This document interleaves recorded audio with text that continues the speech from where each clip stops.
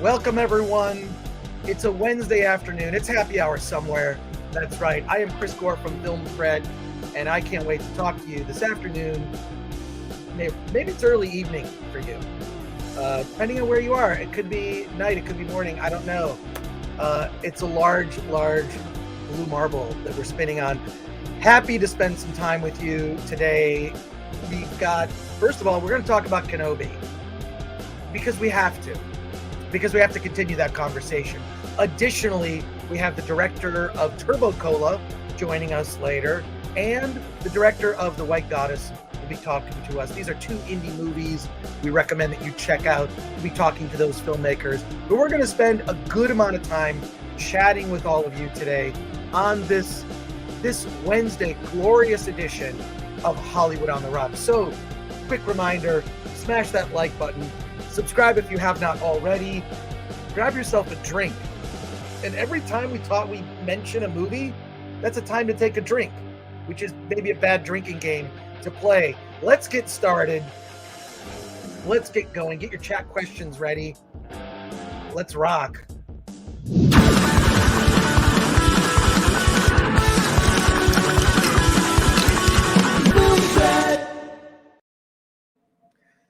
Welcome. Hope you're doing well. I am being joined today by my colleague, Alan Ng, the editor-in-chief of filmthreat.com. Alan, how you doing today? Good. Having a good afternoon. Good. I'm trying to turn my air conditioning off because I can barely, I can't even tell it's on. You can't even tell it's on? Yeah. All right. Even better. Well, if anyone else in the chat notices some problems with my audio, I have a new microphone and I have an air conditioner that for some reason won't turn off. So my apologies if that makes it difficult to enjoy the show. If necessary, I will leave this seat and I will turn off the air conditioner manually. I'll do whatever it takes. I'll crawl up an air duct. I'll make myself tiny. I'll crawl up an air duct. I'll go through the wires and I'll find the red wire to open the big hatch on your door. Yeah. To get the spaceship out. What are we? Okay, before we get started talking. Yeah, you started already. I know. I'm already amped up, but I want to make sure people are piling in here to join us in this conversation. And just a few quick reminders from us about us here. We are Film Threat. Go to filmthreat.com. Every day we post new movie reviews, 3 to 5 reviews a day, sometimes more when we're covering a film festival. And you can check it out. You can subscribe to our email newsletter, which it's really easy. You go to filmthreat.com/newsletter. Where is that? I have way too many of these things now. And you can get updates, alerts, including alerts for when we're doing our live streams. So I strongly recommend you go to that. Additionally, you'll get things like free movie tickets. We're giving away free movie tickets to a film screening. And I'm going to find the tweet. It is free. There's a link. If you go to our Twitter feed, just twitter.com/film threat. We're giving away tickets to an indie film called Poser. I'm going to share screen right now because I want people, if there's anything for free, I want people to take advantage of that. So Poser is a film that I recommend that you all see. And if you follow us on social media, we're Film Threat on everything. You'll see, go to that link. It's not too far down our Twitter feed. Click on the link at gofobo.com and pick up your free tickets, a pair of tickets to multiple screenings. There's screenings on the 17th, 18th, and 19th. So we try to do what we can to give back, so go check that out. This is just a reminder to follow us on social media, and also, of course, join the conversation and get yourself a Film Threat. I'm wearing a Film Threat t-shirt. This is actually my favorite one. It's the Film Threat logo in the shape of a very popular. It's a bat. I'm going to be honest. It's a bat. So this is one of my favorite. Just go to shop.com/Film Threat. Check it out. I'm wearing a Captain America hoodie today. Just because I'm doing that. So that, and then one final reminder, if you send us a self-addressed stamped envelope and you send it to Film Threat, 5042 Wilshire Boulevard, PMB 1500, Los Angeles, California, 90036. What's a self-addressed stamped envelope? You're sending me an envelope with a stamp on it already addressed to yourself. And I'll send you this free Film Threat bumper sticker. And if you throw on a little extra postage, send me a huge envelope. Throw on a ton of postage. Maybe I'll pop in a DVD, some other stuff. But we should get, I want to see who's in the chat before we get started. So let's go to our chat here. Joshua Levesque is here. Please slap the like you're Will Smith at the Oscars. Well, you know what? That reminds me of this. Oh, wow. So make sure that you do that. And Carlos Lazaro says, hello, people. Loving this schedule. That's great. Appreciate that. Girthy guitarist, I'm more excited for this show than Kenobi. You and me both. Hey, Cardinal Sin is here for $19.99. Thank you for your super chat. Film Threat is my favorite YouTube channel. Cardinal Sin, we need to talk later because something arrived, and you and I will discuss that. You already asked for $1.99. Cardinal Sin, did you get my box? Hell yeah, I got the box. I want to do something interesting with that box. I think so. Cardinal Sin sent me a box of old issues of Film Threat magazine, some of which I don't even have. And he wants me to sign them, which I'm happy to do. What I think I'll do is I'll sign them during a live stream. I don't know when that'll be, but probably later in this month. And then I will get you that box back. There was some amazing stuff in the box. So Cardinal Sin, thank you for that. WH Recordings, just subscribed recently. Enjoy the unfiltered reviews you all do. Thank you. Shucksy says, what's in the box? Old issues of Film Threat. There were old issues of Film Threat. And some other gifts, some pretty amazing stuff. A cool t-shirt. Brian McGrath says, by any means necessary, I guess. The writing of this show is so bad, would have been better as a 2-hour feature. Trim the fat, focus on who matters, Obi-Wan and Vader, even though I think it breaks canon. Brian McGrath, I am going to wholeheartedly agree with you. I think so. I think a movie would just cut to the action. You'd have a semi-decent movie on your hands. It's if you really just cut out all the fat of the show and you cut down the screen time of certain characters that are not strong, they end up actually coming off much better. We talked about a couple weeks ago, a fan did a fan cut of the first 3 episodes and improved it by merely just cutting out things that were unnecessary and kind of lame, and then even added the star wipes that were, those sort of wipes. Love those. Yeah. And let's bring Wade back. I mean, get Wade some more screen time. Yes, and Brian McGrath says, on one hand, the episode is a step up in keeping me engaged, but the plot holes, so many plot holes, and breaking of canon, facepalm. We should have done that as our thumbnail. By the way, shout out to Flaccid Phoenix.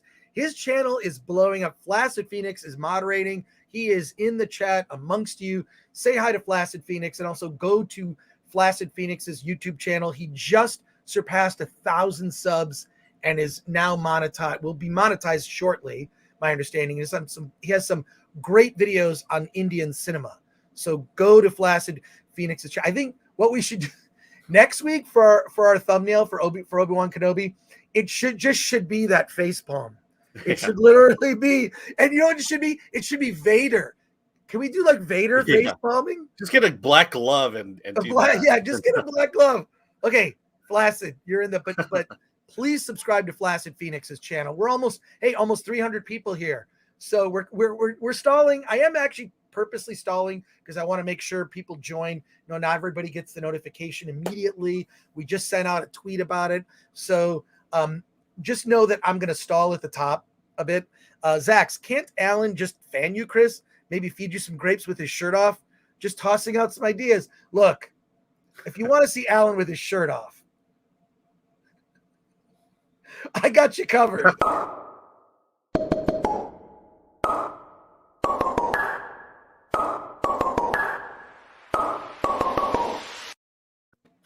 I think that's appropriate for today. Yeah. I think it's appropriate. Let's get through some more of these comments before we kick it into high gear. Anna says, the Reva show. There you go. The Alex Zorba. I was worried for a sec no one would be shilling for Disney, but Alan is here. Crisis averted. Disney is the greatest company ever. In fact, I'm going to Disneyland this summer. Well, for the first time in not, but we are going to talk about Lightyear on Friday. You and I have both seen it. Yes. I have many thoughts. We did kind of a preview of it, but I really want to go in depth spoilers on Friday. So we're going to do that on Friday. We're going to talk about Lightyear. We're also going to be talking about The Black Phone, which Alan and I are both seeing tonight. Adam Iglesias says the Star Wars community is loving the show for some reason. It's just Disney jangling the keys. I don't understand how the majority is, quote, loving this. I get it. CD Stein 69. Always love to say your name. For $9.99 says shot called on Reva's storyline. True, almost painfully predictable. Only good part was the flashback between Anakin and Kenobi. Also, if I haven't seen it already, are you reviewing Terror on the Prairie? We actually are going to be reviewing Terror on the Prairie on Friday. So Lightyear, Terror on the Prairie, The Black Phone, and we've got 2 filmmaker interviews, including the screenwriter behind the movie, Brian and Charles. Brian and Charles opens on Friday. I'm seeing it on Thursday. Brian and Charles, look up the trailer later. Check it out. It's about a very quirky British comedy about this awkward gentleman who builds a homemade robot that becomes his friend. It's sort of part Pinocchio, part buddy pick. Just go watch the trailer to Brian and Charles. The screenwriter is joining us on Friday, so be there for that. Matthew A. Cobo says stacked show Friday. Absolutely, it's a stacked show today. And Anna, did they have trigger warnings for this episode? They did. We're gonna kick off in a minute. There's still some great chats here I want to get to, and I want to thank you all. We're almost 350 people here right now, so thank you for joining us on your Wednesday afternoon. Joshua Levesque, pretty good, thanks. You watch any Kenobi? Saying to Eric Sullivan. Brian McGrath for $2 says, my first super chat to anyone ever. Thanks for reading. Hey, Brian, thank you for your super chat. We appreciate it. Kara says, 10 years old, best Leia, best engineer ever. And Sean King, hey, Sean, we're only 13 minutes into the show. Of course I'm going to mention RRR. We may even do a re-review of RRR, depending on how things go today. Because, people want to talk about Kenobi. So we're talking about it. Here's what's odd, Alan. I'm looking at the image of Vader. See how it, like the curtain behind you, it almost like perfectly matches Vader's outline? Pretty interesting. Sean King says, surprised he didn't mention RRR. Don't worry about it. Don't worry about it. Dr. Dave says, I miss Star Wars. Dr. Dave, a good friend of mine years back, I totally remember this tweet. This person said, I miss loving Star Wars. So I think clearly the fan community continues to become divided, and this show has become incredibly divisive. A few more comments here before we kick it into gear. Stone Cold's beer cooler. Bruh, there are hidden Mickeys in Kenobi on Coruscant. Oh my God. That means we're going to have to rewatch it and watch every frame. I watched the episode twice, and it's easy to hide. I mean, when I saw Coruscant, I'm like, oh, that's cool. But yeah, hidden Mickeys. There you go. Matthew A. Cobo says, film threat bingo. RRR mention, Leia teeth, Alan nipples. Oh, and then you got to talk about why the original characters weren't brought together in one scene. Yeah, I'm gonna mention that, but let's wait. We have a super chat here from JD for $10. I'm not getting over Obi-Wan declaring his trust of Leia's decision making. She's 10. And the last time she made a decision, she walked them straight to someone who turned them into the Empire. Yeah, that's true. That's definitely true. Yeah. Well, last week we did talk about children making major decisions in their lives. Well, I even it's weird because there's a line. This is. Tell me if this is a nitpick or not, chat. Let me know if this is a nitpick, and we're gonna get into it. Right? We got to. Where's my header here? Okay, here we go. there's a line. It's really there are two lines that bothered me in this episode, and there's so much bad writing, right? That's just almost like that's the default setting for this show. But before I want to jump to what your thoughts are initially, Alan, but two things stood out that bothered me. Tell me, am I crazy? Am I too nitpicky, or should I be bothered by this? One of the cool things about the world of Star Wars is you really feel like you're somewhere otherworldly. You're just in another world. This isn't in our galaxy. And the more sort of familiar earthbound things they bring into the series, the more it kind of takes me out of it. So there's a line where I believe Obi-Wan says she's 10 years old. Do they measure years in the Star Wars galaxy? Even Battlestar Galactica went on to say, Yaren, right? They created a word for years, Yaren. And then they also created a word instead of the F word. They used their own F word, frack, right? Frack, which I love to say frack. Also, there's another line where it's like Leia says, "Can someone get me a ladder?" And I'm thinking, do you know what a ladder is called in the Star Wars universe? A ladder. Now I get like simple things, things that are familiar, but like could Obi-Wan have just said she's just a child, right? Non-specific about the age, because she does not look 10, right? I've raised kids. She does not look 10 years old, okay? The second thing is the use of the term ladder. Could you have been more creative with it? Like, I need to get up there. Like, whatever it is, like something that would have made it. When she says ladder, I'm like, you know what? I can get a ladder at Home Depot. Okay. So chat, tell me, do these earthbound familiar words, like I had a conversation with a friend, we were talking about the sequels, and it's like, when there was the use of the word hell and the word boyfriend. Finn says to Rey, do you have a boyfriend? Like, did they use boyfriend? Like, what I'm saying is are they woke? Are they not woke? No, this has nothing to do with being woke. It has to do with what I love about the Star Wars universe is things were made up, right? Like they're just all these different terms, and we know what they mean when they say hyperspeed, or they mean this, like a lightsaber, right? Like it's like, although sometimes called a laser sword. Like I like these terms that put you in another universe. When there's such frequent use of earthbound terms, it doesn't feel like Star Wars. It feels like bad television writing. Am I wrong?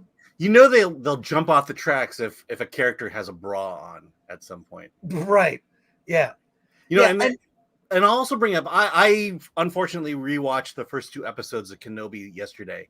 And, the ladder was not the only thing that really caught me. I don't remember the exact terms, but there were terms being used in the, in the first 2 episodes that were like, wow, these are very, not only American terms, but very, terms that we use today as opposed to, 10 years ago. Right. Like, okay. So, Paulie from Latino Slant, shout out to you, Paulie. I watched some of your stream this morning. I almost entered the chat, but I was just, unfortunately I had to get some work done here, but Lucas always had earthbound language. True. But what I loved is there was so much language bandied about that was unfamiliar, but in context, we knew what it was about. And that's what I'm talking about. I'm talking about language that they could have used more creative terms. And Paulie, nerd picking.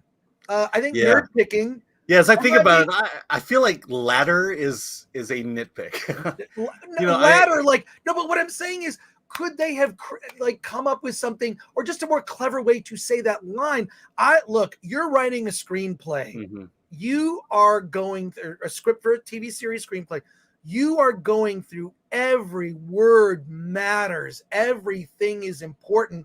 And someone get me a ladder just seems like, I go to Home Depot. Yeah, they should have said, can someone hoist her up to the vent? Yes, yeah, hoist something. Earthy guitarist says hydro spanners, not just a wrench. Like in the Star Wars universe, it may in fact be what a wrench in the Star Wars universe is called, a hydro spanner. That's great. I love that. Make it creative. Even Scott Miller great point. Basic is literally a universal language, but it's not English. Mhm. I just think there were opportunities to be more creative and add some. This is what the show, which I'm disappointed the show does not do, is really add much to Star Wars. It doesn't contribute new ideas. Even the design of that spaceship that carried all those people, it was so lazily designed. It just looked like a submarine sandwich, which I had a delicious Jimmy John's. I had delicious Jimmy John's. I'm not. I get nothing out of them. Why am I plugging them? Well, it wasn't as good as my In-N-Out burgers. Well, there you go. But what I'm saying is, it just looked like nothing. It's not. You know how, like, if you ask a child to draw a TIE fighter, they can draw a TIE fighter. Why? It's shaped in a particular way, right? You ask a child to draw an X-wing, they can draw it. You ask a child to draw the spaceship from Episode 5 of Kenobi, or a Star Destroyer. Ask a child, like, these familiar, simple shapes, and I feel like these, like, it's to me, this is what bothers me. And we're not even to the story yet. Yeah, this is probably going to be a 3-hour live stream. Bear with me. It's that attention to detail that matters. That's what the attention to detail that George Lucas put into the first Star Wars and the original trilogy, and so many other aspects of the prequels, right? Send out the droid decas. What's a droid deca, right? It's this rolling thing. It's just like, there's nothing that's been created that's original in the series that has me in a sense of wonder. There just doesn't. And language, okay, I can understand maybe they can't afford to create droid decas. I get it. And some of the effects in this episode were actually pretty freaking cheap, if you ask me. But it just seemed like, in the writing at least, can you really pay attention to how you can elevate it or add something? And saying things like ladders and years is just, I don't know. Yeah. Latino Slant giving this episode 8 out of 10, entire show 6 out of 10. I would say this is a good episode in a terrible series. I give this episode a 6. I'd go as far as to say this is the best episode of the series. Yeah, I would agree with you, Alan. And, like, there's a lot you know what? There were things I liked in this episode. Absolutely. We're gonna get to it, but I would say I give this episode a 6 because of the lack of attention to detail. The sets still look cheap. You know, when Vader becomes full-on Vader, and we'll get to it, it just looks, the set that they're on, who is deciding the environments? I mean, are they all on green screen? It's terrible. So I will say it looks better in this episode than it has in past ones. And I also appreciate the fact that there are a lot of people on set this time. They're not COVID socially distant for COVID. Right. You know, it feels much full. A lot of the criticisms I had of the previous ones, I think, are solved in terms of the production design and some of the way they built that. Yeah, go ahead. I'm gonna say 6 out of 10 for this episode for me, which is the highest rating and then I would say the rest, like 4 out of 10 or worse, maybe 2 out of 10. And hey, said no one Neva says 500 watching, hit the like, fellas. Yeah, we appreciate that. Absolutely. Zach says, I wonder about most of the decisions on this show. It's like, when you put this much effort, wouldn't you pay attention to those details? Wouldn't you go through every script with a fine-tooth comb of, like, where are opportunities to improve? We know that our budget is not as big as a movie. Okay. So, and most of the money is going towards the talent, right? Yeah. Let's be honest. Ewan, bringing Hayden back, etc. The voice of James Earl Jones. So, like, the writing is the one place. Yeah. You could have the same show at this budget level, and if the writing is exceptional, it really stands out. I mean, the other thing is you are bringing iconic characters back for this series that you haven't really done in the other series. And so you would think that there'd be special attention paid to Kenobi versus all the other Star Wars series. And it hasn't happened. They didn't do that. Yeah, well, I mean, let's see. Douglas A. Burton for $4.99 super chat. Thank you for that. Language, words, and terms are part of world building. writers should love opportunities to use language to enhance story. That is the super chat of the day. So just because I agree with that, that's where I'm looking. Like, it wouldn't have stood out if the rest of it was really good. Those things, but those things stood out, that Obi-Wan called her a 10-year-old child. What is a year? What is a year? In this, it's different. Look, a year is different on different planets, because if we're gauging it about, going around the sun, it's different depending on what planet you are in our solar system. And in the Star Wars galaxy with so many planets, a year, is there a standard galactic year? I just think that what you do is you make it non-specific and you say she's just a child. So, I mean, do you recall any references to time and in the original series, I don't, but look, there might be, but I just can't think of it. Most of the chat, I mean, I don't know. We haven't really done polls yet, but I feel like this would be a good poll question. Adam Iglesias says, not a nitpick, you're good. Okay, great. CD Stein, height spanner could have well been used instead of ladder. CD Stein 69 has better ideas than the people doing this professionally. And of course, Flaccid Phoenix in the chat. This show is not sponsored by Jimmy John's. I wish it was. DDD Triple M says Disney sucks at Star Wars. Disney is the greatest corporation. Oh shit, Alan. We're going to talk about Lightyear on Friday. Doug Bernard says 3 hours is more time than they put in the writing room for the whole series. Yeah, I just don't understand. I don't understand that when you have an opportunity to improve something via like language, they're just all I see is opportunities missed more than anything. Clobbering Time says, agree, it was easily the best episode, but there are some dumb bits that detract from it. Agree. CD Stein 69 for $4.99. The Vader ship grab looked pretty rough. It looked like something I would have done. Like, there are some of these like cheap apps that I've used like on your iPhone where you can do cheap effects, and it looked that bad. I think I've got one. Do I have one in here? Are you talking about Action FX? Some of the action effects were just, those have Star Wars horrendous. stuff. Look, this is my Batio. Okay, here, watch this. Okay, just getting the Batio set up for the big 4th of July barbecue today.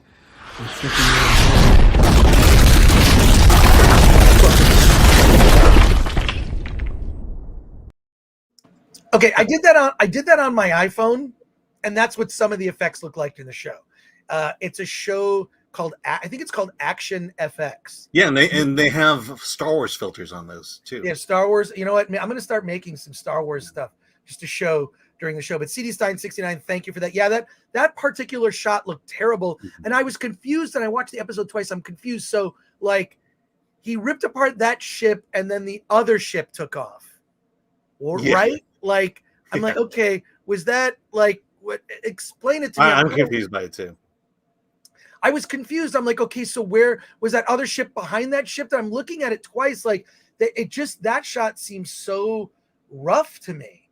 It was not good.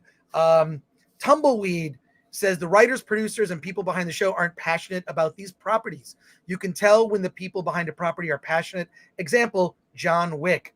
Agree. Thirped, I'm saying that wrong. Thirp says, think about it. If you completely deleted episode 4, the series makes more sense. Probably added in reshoots. And Tertiary Adjunct says people age faster in flashbacks. Yes, because somebody mentioned girthy guitarist said too cheap to de-age Hayden. Agree. Doug Bernard is back. He says, leave it to Disney to make us side with the Sith. there you go. And Sir Equinox, this is nitpicking. Should they have different words for star or galaxy? Sir Equinox, I accept that. Like, I'm like, but the fact that it stands out to me is just like, get me a ladder. That's not a Star Wars thing someone would say. See, I'm going to disagree. I think you can bring in generic basic terms like ladder, chair, table, but it's when you start using very cultural terms, American terms. There's hamburger, right? Things like that. That's when pool table. Those are very specific to. Well, look. Here's the deal. there's a thing in the toy business. When the original Star Wars first came out in 1977, they were not prepared for its success. So the first like toys that made it out, they what they call like a sticker slap. And a sticker slap is when you take a traditional toy and you slap on a sticker just to make it Star Wars. So they would slap a Star Wars sticker on a Frisbee or like a yo-yo or cheap traditional toys. They would sticker slap. You could put a sticker, an Obi-Wan Kenobi series sticker on a ladder at Home Depot, and it would be canon, and it would be a Star Wars ladder, much like the ladder that Leia. But Sir Equinox, look, I respect your opinion. I think this is like, it's definitely nitpicky, okay? But I don't think I'm wrong, because the show is so cheap on the effects side, or it seems low budget on the set, the effects and whatnot, that like the simplest thing you could do, the most simple thing you could do is elevate the language to make it feel like you're in another galaxy. So Sir Equinox, while I respect your comment, I think I'm onto something here. Yeah. And well, Brian Wiggins, let me also say Sure. that if they had written the show better, you could then slip with a word like ladder in it and not think about it. But the fact that we're focused on just how bad this dialogue is, that something as inane as a ladder just kind of sticks out at this right. Well, look, Brian Wiggins is calling me out. And this is why I love the chat. You keep me honest. You don't always agree with me, and that's why I love it. Brian Wiggins says, for 800 years, have I trained Jedi? Yoda, okay.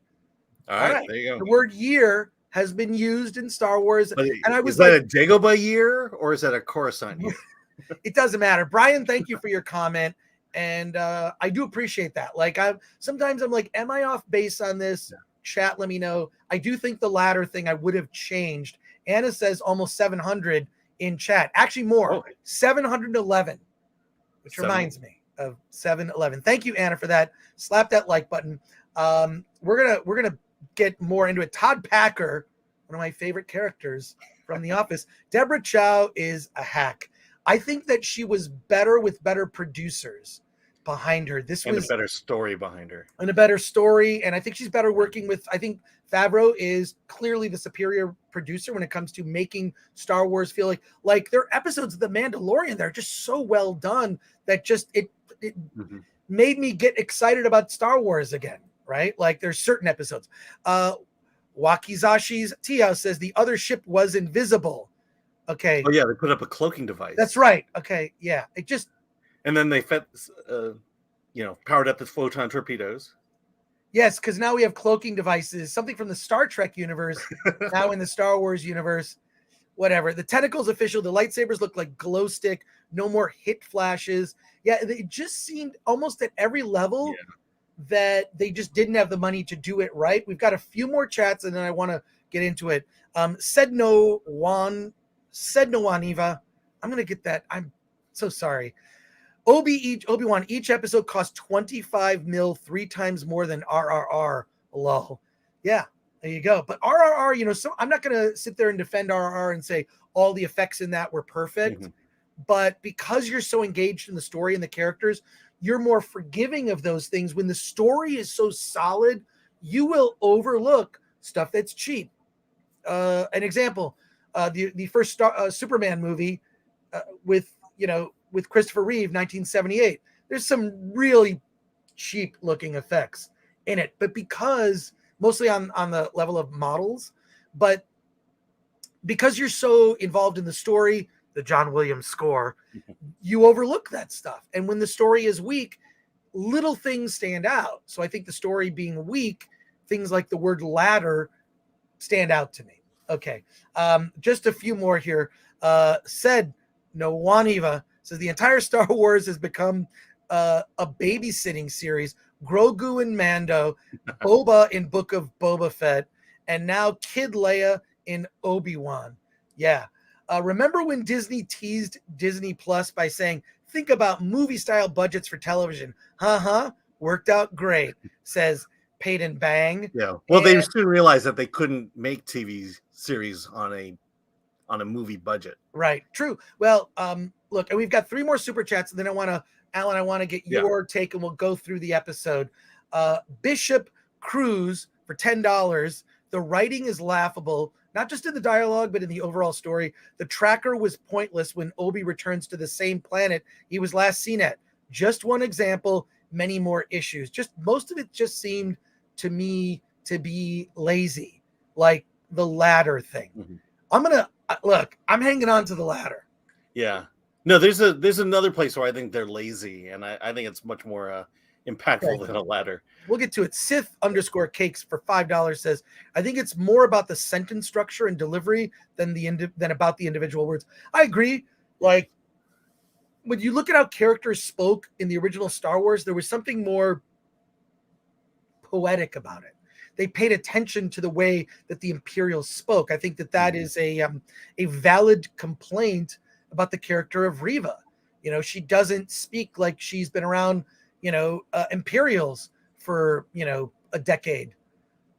It just seems like she would be more indoctrinated into the Imperials. I actually like the guy who plays the Grand Inquisitor. And he seems legit part of the universe, right? The makeup, the way he speaks, it works. Goldstone for €4.49 says their intention is to use plot to push ideas, not tell stories. Old Disney used plot to tell stories. Yeah, there you go. But let's get right to it. Let's get to The Adventures of Young Leia review. And Alan, I just want to hear, I watched the episode late last night. I probably should. So did I. And then I watched it again this morning to make sure I didn't miss. And that thing with like I was confused. That was not clearly done. And I watched it twice. It's like, okay. And it's also like bad. I thought it was just poorly pulled off. But hey, there's over 800 in the chat. Hey, welcome everybody. Slap that like button. But Alan, give us your from the top review of episode 5 of The Adventures of Young Leia. Oh, sorry, I got that wrong. Sorry, Obi-Wan Kenobi episode 5. Yeah, I mean, I will say this is definitely the best episode of the series so far, and it makes me glad that there's only one more left. And my feeling is I think to really save the series, this last episode 6, needs to be kind of the all musical episode, and it's about Reva. I've confirmed it. It's Reva. It's just about her change and her journey back to the to becoming a Jedi, and do it all in musical form. Kind of have a ballet between her and Darth Vader at the end, and I think we can finally save Kenobi. But apart from that, the feeling I got with this one was, part of me wishes that they had kind of wrote this episode first and kind of built the series around it. I feel like there's everything leading up to this really didn't do a good job to bring any real impact to it. The fight between Anakin and Obi-Wan, it was I mean, clearly it's the best lightsaber battle you've seen in a long time. And it's the best action scene of this series so far. But the outcome of it is more like, well, this is the lesson of today's episode, as opposed to having some kind of big impact on it. Also, I feel like Reva has been mishandled up until this point. We speculated that she was one of the younglings, and now it's confirmed that she is, but I don't care. It's like there's been nothing really to endear us to this character to make that revelation feel like it means something. And then with what happens between her and Darth Vader, it's like, wow, that comes out of the blue, and I'm still unclear as to her motivations for this. Why did she go through all the trouble she did at this point to get to the point where she does what she does with Vader? I don't understand why she did it, her motivations, or whether I should feel sympathy for her final outcome from that. And it's just, again, I'm harping on it over and over, week after week. Whoever Joby Howard is, he needs to take a screenwriting class. He needs to study stories of the past. He needs to understand what makes a good story, and then follow that example, and then bring his own special twist to it, and then bring the Star Wars twist to it. But it's, I call this bad wrestling. You know, bad wrestling is where you take two characters, put them in the ring, have them fight, and hope that we feel some emotion for one character or the other. Good wrestling is where you build up a character. You gain sympathy for that character. Things happen to that character. The character strives for something. And when he or she tries to attain her ultimate goal and is set back, you know, we as an audience endear ourselves to that character. We want to follow that character. We are invested in that character's final outcome. And, you know, and that's just not happening. What the hell is going on with Obi-Wan, by the way? You know, I still don't understand. He starts off broken, and I don't see much growth in this guy other than the fact that he's thrown into action and is forced to fight. That's not a character arc at all. So regarding episode 5, best episode, has the lightsaber battle between Anakin and Obi-Wan is great. A lot of good action in it. I like the fact that there's more people on set, but you know, we're still going on with the inherent problems of this series, and that's its storytelling. Yeah, I mean, look, there are a lot of weaknesses with this show, and I would say that the script is the paramount weakness. Mm-hmm. The fact that the show looks cheap. But let's start right from the beginning. There's a trigger warning at the beginning of this show. Okay. This just tells me how dumb that we've become, is that we need that. It's like, look, it's Star Wars. There are lightsabers and blasters, and characters die and get limbs chopped off. If you have not seen any previous Star Wars, know this going in. I don't think there's anything in this episode that was any more intense than the best of Star Wars. But it just, you know, my complaints are all the same, but this episode was, I would say, the best of the series, in a series where everything has been a colossal disappointment. And I will give it credit. At least something happened in this episode, right? You have Reva's turn, but it's so, like, we all saw that all coming. It was so telegraphed. This is the problem with this, is it's so simple-minded, and it's just very much, there are no surprises in this show, you know. And I'd heard some spoilers or rumors of spoilers, and a lot of those have come to light, but like, it just bothered me how simple-minded this story was. Well, right?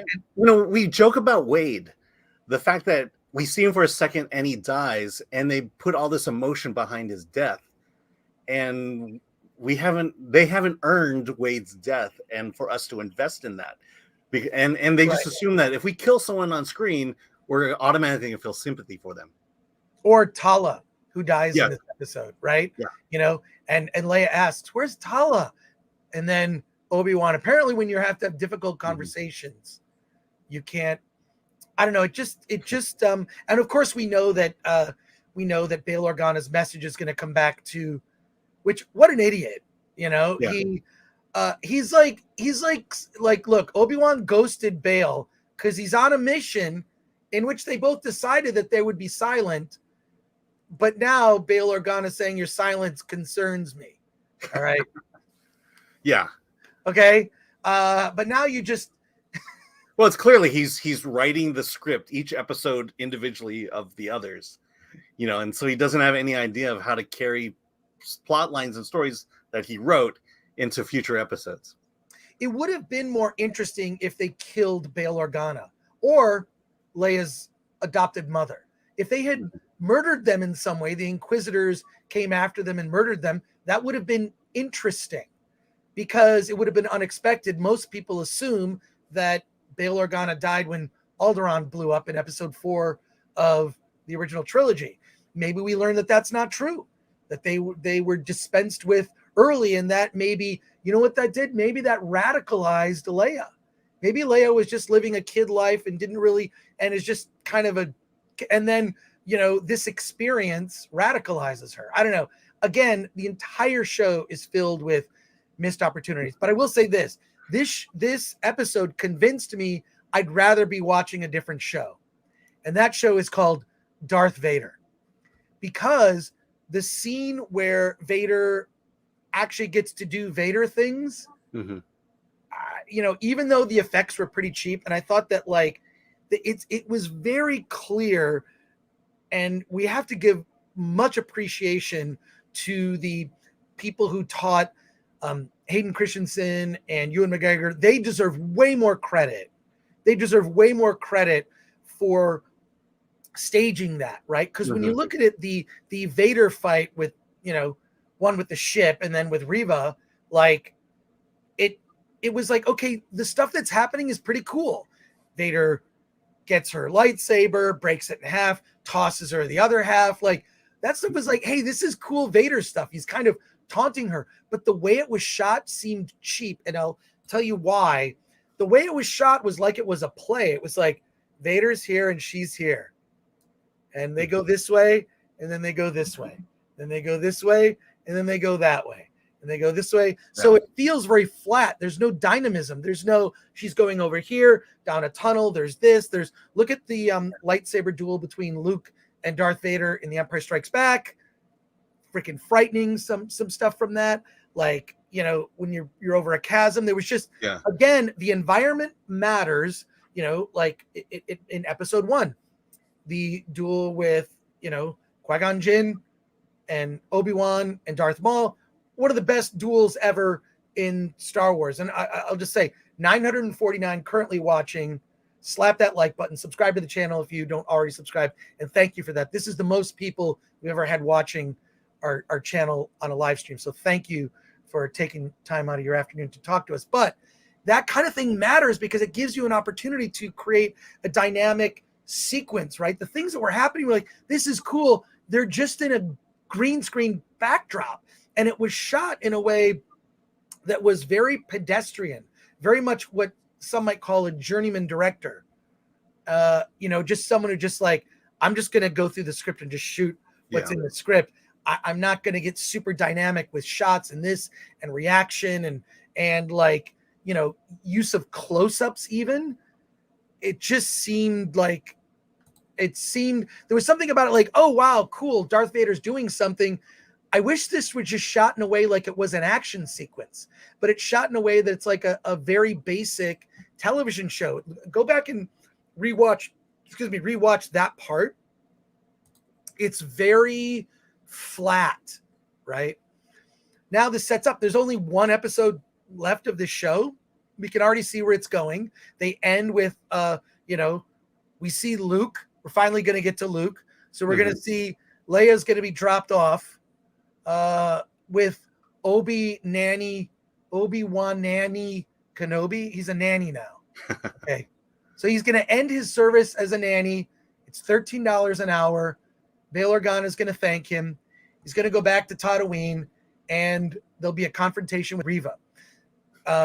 We kind of see where that's going. But here's another thing. While I do like the Grand Inquisitor coming back, does anyone die from a lightsaber to the chest?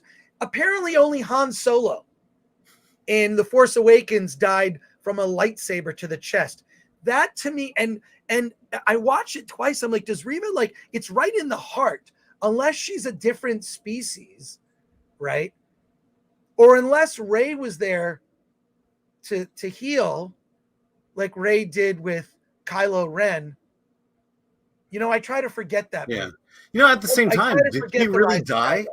This is the thing that's going to frustrate me. Did she really die? I don't think there's any, you know, it's just my fear that she will show up and take out Darth Vader once and for all in the last episode, which could possibly realistically happen. Well, I just like, again, back to my comment about year and things like ladder. Like the other thing that I miss in Star Wars is subtitles being used, right? Like those kinds of things actually I think are important. Like, using subtitles or not using subtitles? No, like an alien language, and then you see subtitles. So this is an example for everyone watching. Like, just bear with me. This is like less than a minute. So cool up here in the balcony. Totally. Hey, what's this about this movie being in another language? Yeah, you have to read what they're saying? Sounds pretty weird. I'm gonna go get some popcorn. Okay.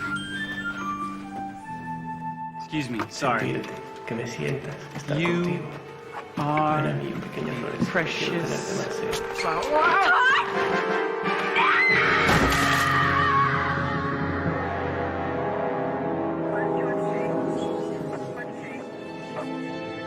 Subtitles. They're not just un-American, they kill.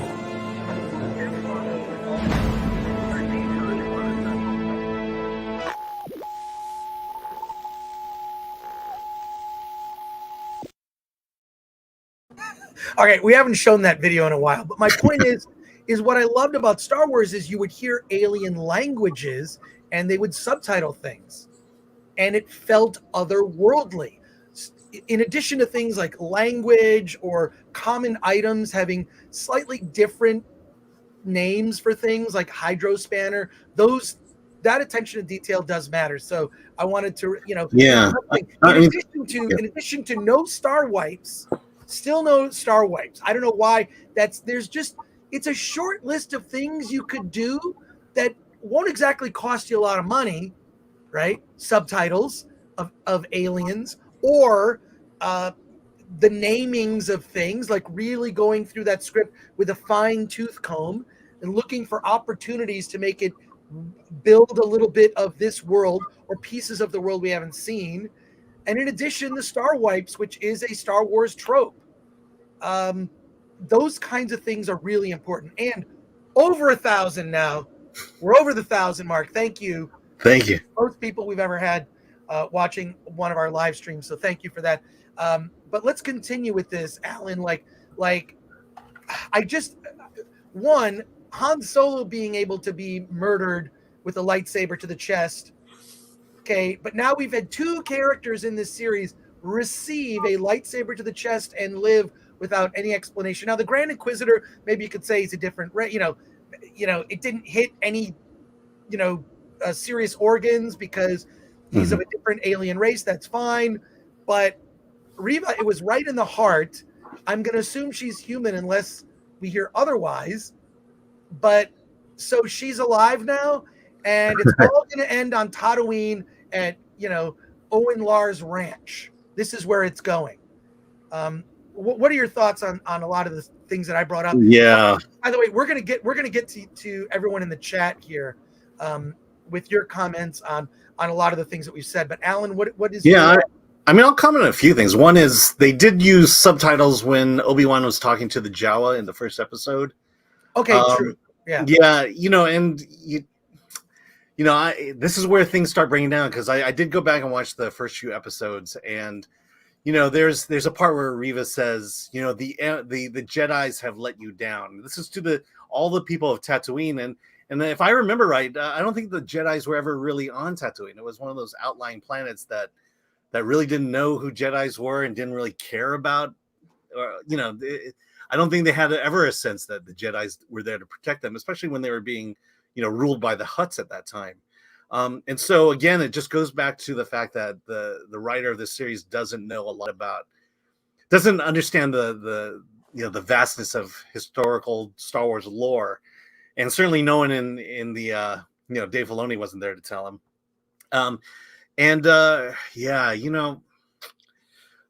It's just I'm just flummoxed that this is Kenobi.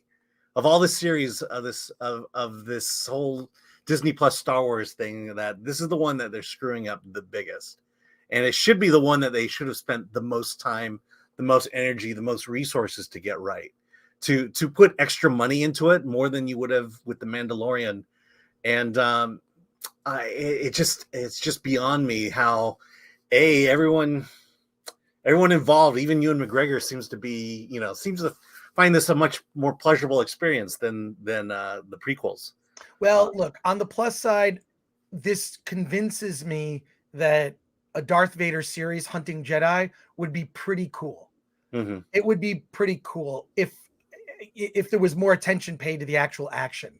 Yeah. And I think that I like the things that Vader was doing. It's like, this is cool. Could you shoot it in a way that would make it dynamic or even dramatic? Yeah. Or even just not so flat looking. It looked like it was just like it was like a side scroller video game or like Street Fighter 2. It's like Reva on one side, Vader on the other. It just felt flat. If you rewatch that sequence, you'll notice it now that I've pointed it out. It just seemed like, okay, there's a better way to shoot all of this.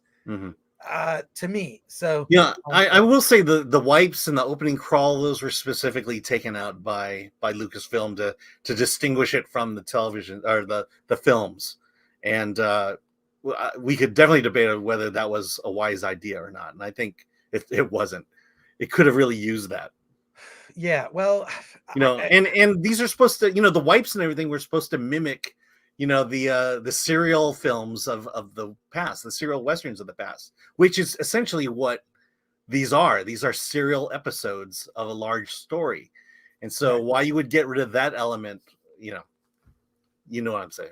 Look, there was a guy, in fact, I just want to tell people who may have not seen one of our live streams. On the last live stream, we posted links to, and maybe you can throw it in the chat, Flaccid Phoenix. Flaccid Phoenix doing an amazing job modding with us today. We appreciate his YouTube channel. Go subscribe to Flaccid Phoenix's channel. I'll get to the chats in just a second, Alan. Yeah, no, these are jumping on me when I hit the star. So there's a fan cut of episode 1, 2, and 3 where all the editor did was add star wipes and then actually kind of cut down some of the stuff that was sort of overtly stupid, and they're much better. I do think that it's possible for a fan to take these 6 episodes, whatever the running time ends up being. It's going to be probably 4 hours ish. It's not going to be 6 hours, but between 4 and 5 hours, you could cut that down into 2 hours of good stuff. I will say this, that the if they had kicked off the series with an episode like this, I would have been way more interested. Seeing Hayden Christensen, and yes, they didn't de-age him, but actually Hayden Christensen looks pretty good to me. Yeah. I mean, I thought he looked good. I'm sure he had makeup and but he looked really good in that scene. Although that scene was there were so many things about the show that I thought like this was like a template for a script for tons of movies we've seen before, and we've heard these lines before. How long will it take you to fix it? 3 to 4 hours. You've got 1 hour. Like, haven't we heard these? You heard what he said. Like, these are all lines from other shows. Yeah, these are lines from. These are what amateur writers. This is how they write. People who want to become writers. That's what they write, and that's the problem. Is they don't have a veteran writer behind this at all. Pete, we mentioned Pete Docter being a part of this, or Andrew Stanton being a part of this. I kind of feel like the episode is a little bit elevated, but definitely there wasn't any change in the dialogue at all. Right. Let's get to these super chats, and we'll get to your comment questions, and we'll also continue to talk about the show. We have at 3 p.m. Pacific time, we've got the director of Turbo Cola is going to be joining us to talk about his indie movie, which is out on digital, I think, this week. Yeah. It's Hey, really, I want to talk about Please, the lightsaber battle real quick. The whole point of that lightsaber battle between Anakin and Obi-Wan was to show that Anakin gets overconfident and he loses the fight because of that. And then what does Darth Vader now do now that he learned his lesson from the past? Well, he makes the exact same mistakes. And that right there is bad writing. There should have been some growth there at some point. Goldstone for 449 euros. Their intention is to use plot to push ideas, not tell stories. Old Disney used plot to tell. I think we heard that one. Yeah, we heard that one. Old Disney used plot to tell stories. Derpin for $5. Thank you for that. Much appreciated.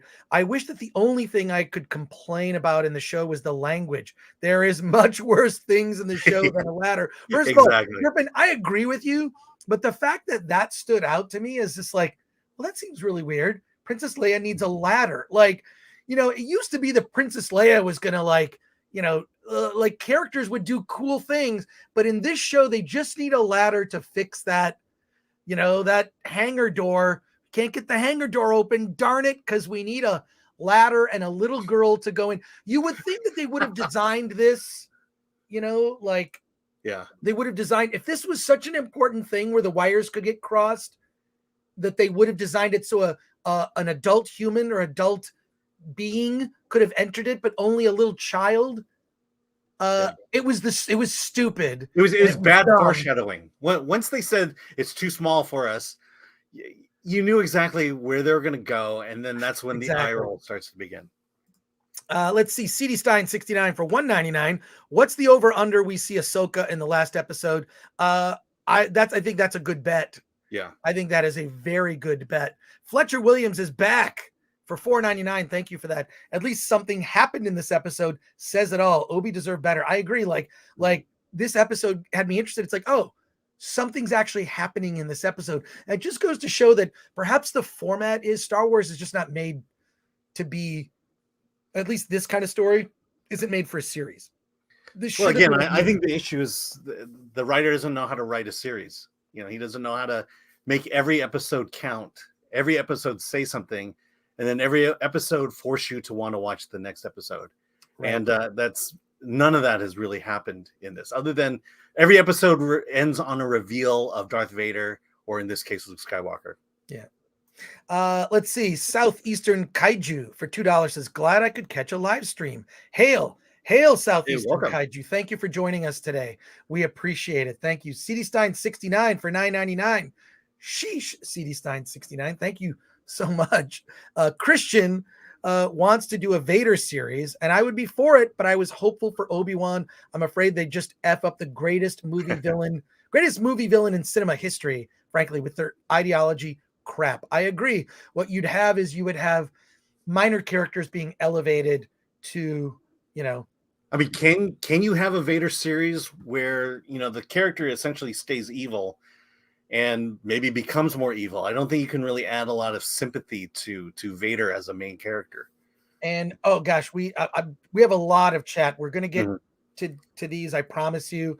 Stud Muffin for $5 says this series confirms that Disney feels that none of the pre-existing characters are worth anything other than naming shows after.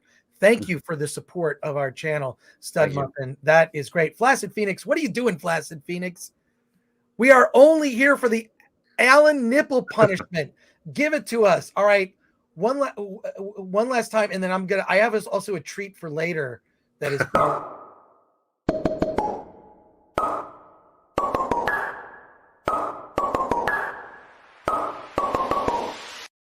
Flaccid Phoenix, look at you doing that. Taker 610 for $2. Thank you. Disney Star Wars, I mean Monty Python. Oh my God. $1.99 for Billy D. Shilliams. Qui-Gon Jinn. Yeah, I think there's going to be some cameo. It's either going to be Ahsoka, Qui-Gon, maybe both. Who knows? PA $5 says the biggest problem is that Star Wars fans can have no dissension. Either you like everything or you're a hater. Yeah, I don't subscribe to that. I just think we can have nuanced conversation. This is part of what I love about fandom. One of my favorite things, going to San Diego Comic-Con, right? And standing in line, and you'll stand in line. You stand in line. What do? You make friends with people that you're in line with. You have disagreements about, well, I like the David Lynch 1984 Dune. I don't. I prefer, you know what? Fine. This is part of what makes this so much fun is, when it's great, oh my gosh, it's great. We got an amazing movie. We can celebrate that movie. And when it's not so great, we can have fun talking to each other about that. So, I feel like the criticisms, the haters, or the criticisms that has been coming out of Disney, calling us all racist and whatever, it's like those filmmakers you and I have encountered that just feels like their movies are perfect, and how dare us criticize them? Right. How dare us have feelings and opinions about it? It's those filmmakers who are now immune to any kind of criticism at all, which means they're immune to growth as a filmmaker. Andrew Moore for $5. Is that euros or pounds? I can never get it right. Those are euros. Euros. Okay. I'm sorry, folks. This live streaming thing is new to me. Only 100 more streams and I'll be good at this. For €5. Thank you. Wait, I missed it. I didn't get to read it. Yeah, you did. No, I didn't read it. Yeah, I know. Could you put it back? Okay. I don't know which one. Here we go. Andrew Moore for €5. The show should have been split in two. Obi looking and guarding Luke, and Leia captured with her own bodyguard tracking her down. that may have been interesting. It may have been interesting. It could have brought in some other legacy characters. Script Doctor, the main writer of the show, is the writer of The Troubled, The Flash, as well as Army of the Dead. Got his start with Awake. Yeah. By the way, I'm going to save this for another live stream. I talked to someone who saw The Flash at a test screening, and I know a lot about that movie. Including the post-credit scenes, which is going to send some shockwaves.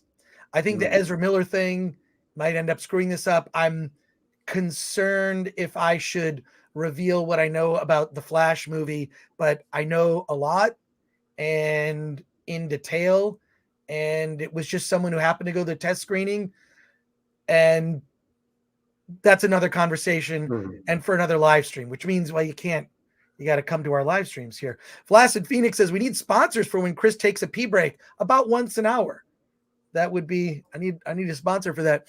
JD for $10 says, what are Reva's motivations to go to Tatooine? If her goal was Vader, how does chasing a nondescript boy from a voicemail accomplish that? Isn't the show over now? All conflicts had a resolution. I agree with you, but they sort of teased this. And also there's going to be, who knows? Who knows? Luke, it's the threat. Something's going to happen to Luke. Well, okay, yeah, that was teased in the beginning. I guess this is where we all end it. I thought she went to Tatooine to call out Kenobi. I don't think Luke's involved in that at all. Well, no, what I'm saying is talking about what's going to happen in the next episode, right? Oh, okay. Because most of the conflicts are over, right? Reva, she had her chance at revenge against Vader, failed at that, but somehow lived, even though a lightsaber to the chest. This needs to be explained. It would have been more interesting if you just chopped all her limbs off and she came back like as a roided out cyborg, like Vader. That would have been more interesting, So I don't know, but her motivation, I don't know now. Like maybe that's the way she can get back at Vader is to kill his son. Who knows?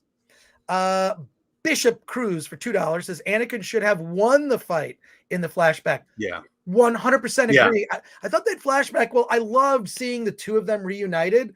The dialogue was so bad. It's like, yeah, we've heard them say all these things in the prequels. There was nothing, Anakin, you must blah, blah, blah. Like, dude, it's just like, it was like, what's the lesson? Don't be overconfident. Got it. Yeah, the whole episode. And he makes the exact same mistake at the end. He didn't learn from his loss. Zax for $5. Thank you. It's been minutes without RRR.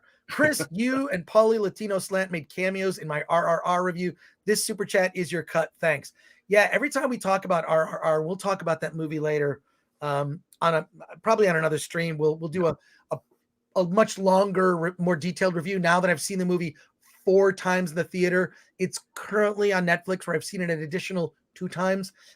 Love that film. Now I feel like I've done more research. I know a lot more about RRR. I want to do a new review and talk about it. Thank you, Zax. And feel free. You can crib clips from our channel. I don't care. I'm not going to copyright claim that stuff. Comment on my comment. We'll just do a comment loop. And the best thing about the re-review, we won't call it Bollywood. Yes, we're going to get, that's why I want to re-review it, is because I really got a lot of facts wrong. I made some assumptions I didn't know, and then I was corrected, and then did my own research, and that's my fault. That's why I appreciate everyone in the chat here. Goldstone for 179 pounds. We seem to be made to suffer. It's our lot in life. Yeah, exactly. Yeah. Fletcher Williams for $1.99. Thank you for that. Imagine giving the Obi show money to RRR folks. Well, look at RRR. Okay. If you've got Netflix, go watch RRR. There's a scene with a character named Ram. He's a police officer who works alongside the British, which, they would hire local Indians to be a part of the British police force. and he was part of the British police force. There's an action scene. It's not the first scene. It's probably like maybe the third scene in the movie, and you meet Ram, and you see he's given a task, which is to go after a guy who throws a rock and hits a photo of the King of England. And he goes after this person with this like relentless. I mean, the only thing I can like compare it to is something like Indiana Jones. Like I'm gonna complete this mission, and even a crowd of you can't stop me. Like the way that action sequence, it looked like a graphic novel. There's a shot in it where you see Ram's face and you see his eyeball reflected in his eyeball. This is out of a comic book. Reflected in his eyeball is the crowd who are now fearful of him. So beam. Rum. Yeah, exactly. But what I'm saying is, look at the action in RRR and how well it's choreographed. It's a complicated scene, this opening scene where the police station is under attack from a crowd of rabid protesters. And Ram, as part of the police force, has a mission to get one of these protesters who threw a rock that hit the picture of the king. And he goes out and he's going to bring this person to, he's going to arrest this person, and nothing's going to stop him. Nothing is going to stop. This action sequence is so, and then I look at Obi-Wan, I'm like, okay, this Darth Vader scene, it's like cool to see Darth Vader do badass stuff. We haven't seen as much as of that. And we're now getting him to see him do these things. Could you storyboard it a little more carefully and have it be somewhat dynamic? So yeah, let's get to more of these super chats here. Let's see. Thumper JDM for $20. Thank you for that. Much appreciated. If Disney did a Vader series, they'd probably have him dancing, putting on the Ritz a la Young Frankenstein. Yeah, with a top hat and a cane. I think Star Wars needs a musical series or a musical movie. Billy D. Shilliams for $1.99 says Qui-Gon died from a run through and a nose smack. Yeah. And basically a lightsaber to the chest. Apparently only good Jedi die from a lightsaber to the chest. Qui-Gon died from a lightsaber to the chest. Han Solo died from a lightsaber to the chest. Latino slant. Paulie, what are you saying? The Latino slant is racist against Latinos. Seriously. Wait, really? What? What? First of all, I don't agree with you, Paulie. You're good. Wow. Martin Aldana MX for $50. Whoa. Thank you for that. That's awesome. Reva knows that Vader has kids. They are making us believe that she will try to kill Luke, but at the end she will be merciful. Without her, there's no original trilogy. Well, see, that's the tension. This is a very good point, Martin. I want to expand on something with that. How do you make a series, right, where we know Obi-Wan Kenobi doesn't die? We know Darth Vader does not die. We know Luke Skywalker does not die. We know Princess Leia does not die. Could you have, maybe you kill Bail Organa. Maybe you murder Princess Leia's adopted parents, and she learns a little something about that not necessarily that Vader is her father, but that there's more to her history than this. Like, make it more meaningful. I think if you hired an actress that was maybe looked more like a 10 or 11-year-old, it would have made more sense. But I feel like there's more to that. Like when George Lucas went about, he was working on the story for The Empire Strikes Back. And one of the things he thought about, this is in the book, The Secret History of Star Wars. One of the things he thought about, and I probably mentioned this before, but I'm bringing it up because it's a very important point, is that George Lucas knew the audience wouldn't believe that Darth Vader is going to kill Luke. Why? Not that he wouldn't kill Luke, but Luke's the main protagonist for a movie that's been announced as a trilogy, or then it was a series of either 9 or 12 films. At the time, there's an issue of Time magazine, I think I still have it, where it's on the cover, and Star Wars was announced, Star Wars 2 was then announced to be Episode 5, The Empire Strikes Back. Wait, what? They added all that, and then, of course, they redid the opening of the original Star Wars to be Episode 4, A New Hope. Wait, what? And that was fine and all well and good, but knowing that Luke was going to be in a third movie, there's no tension with the fight. There's no tension with the fight between Luke and Vader. Why? Because we know Luke's not going to die. However, so Lucas thought to himself, what can I give the audience that would actually be a tension point? That Luke would turn to the dark side and join Darth Vader. That could happen. And that is the main conflict. The main conflict, Vader is toying with Luke. He's not trying to kill Luke. He's trying to get him at a point where he can have a conversation in Empire Strikes Back and turn him to the side, the dark side, right? So that actually could happen. And then in Return of the Jedi, they make you believe that it's even more possible with Luke wearing I remember when photos came out of Mark Hamill wearing the black outfit that he has in Return of the Jedi, and it was like, holy shit, wait a sec, is he going to join Vader? Like, there was like, this was a concern. So I think it's interesting to think about. And so with this, like, this is why there's not a lot of tension in certain scenes, because we know certain characters, you're going to introduce Talos, you can kill her off. You're going to introduce Rivas, you can kill her off, or the Inquisitor, or any other side character. They're all at risk, but not the main character. So could you create a different type of conflict? And I don't know that they've successfully done that. By the way, just got to note that Bail is alive. He appears in Rogue One. Yeah. And so, but what they could do is they could go in this last episode, kill Luke Skywalker, and then remake Episode 4. Right. Just redo all of that Lucas had done. Wait, Steve O'Cal says, spoil it, you tease. Reveal it, you tease, says Alex C. Am I just okay? I don't know. I'm sorry about that. It's about the Flash.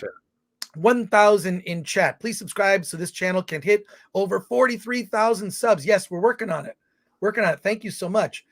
Womp biscuits. In the next episode, Owen will kill both Vader and Obi-Wan Kenobi. You know, it's interesting. This is going to sound weird. There was a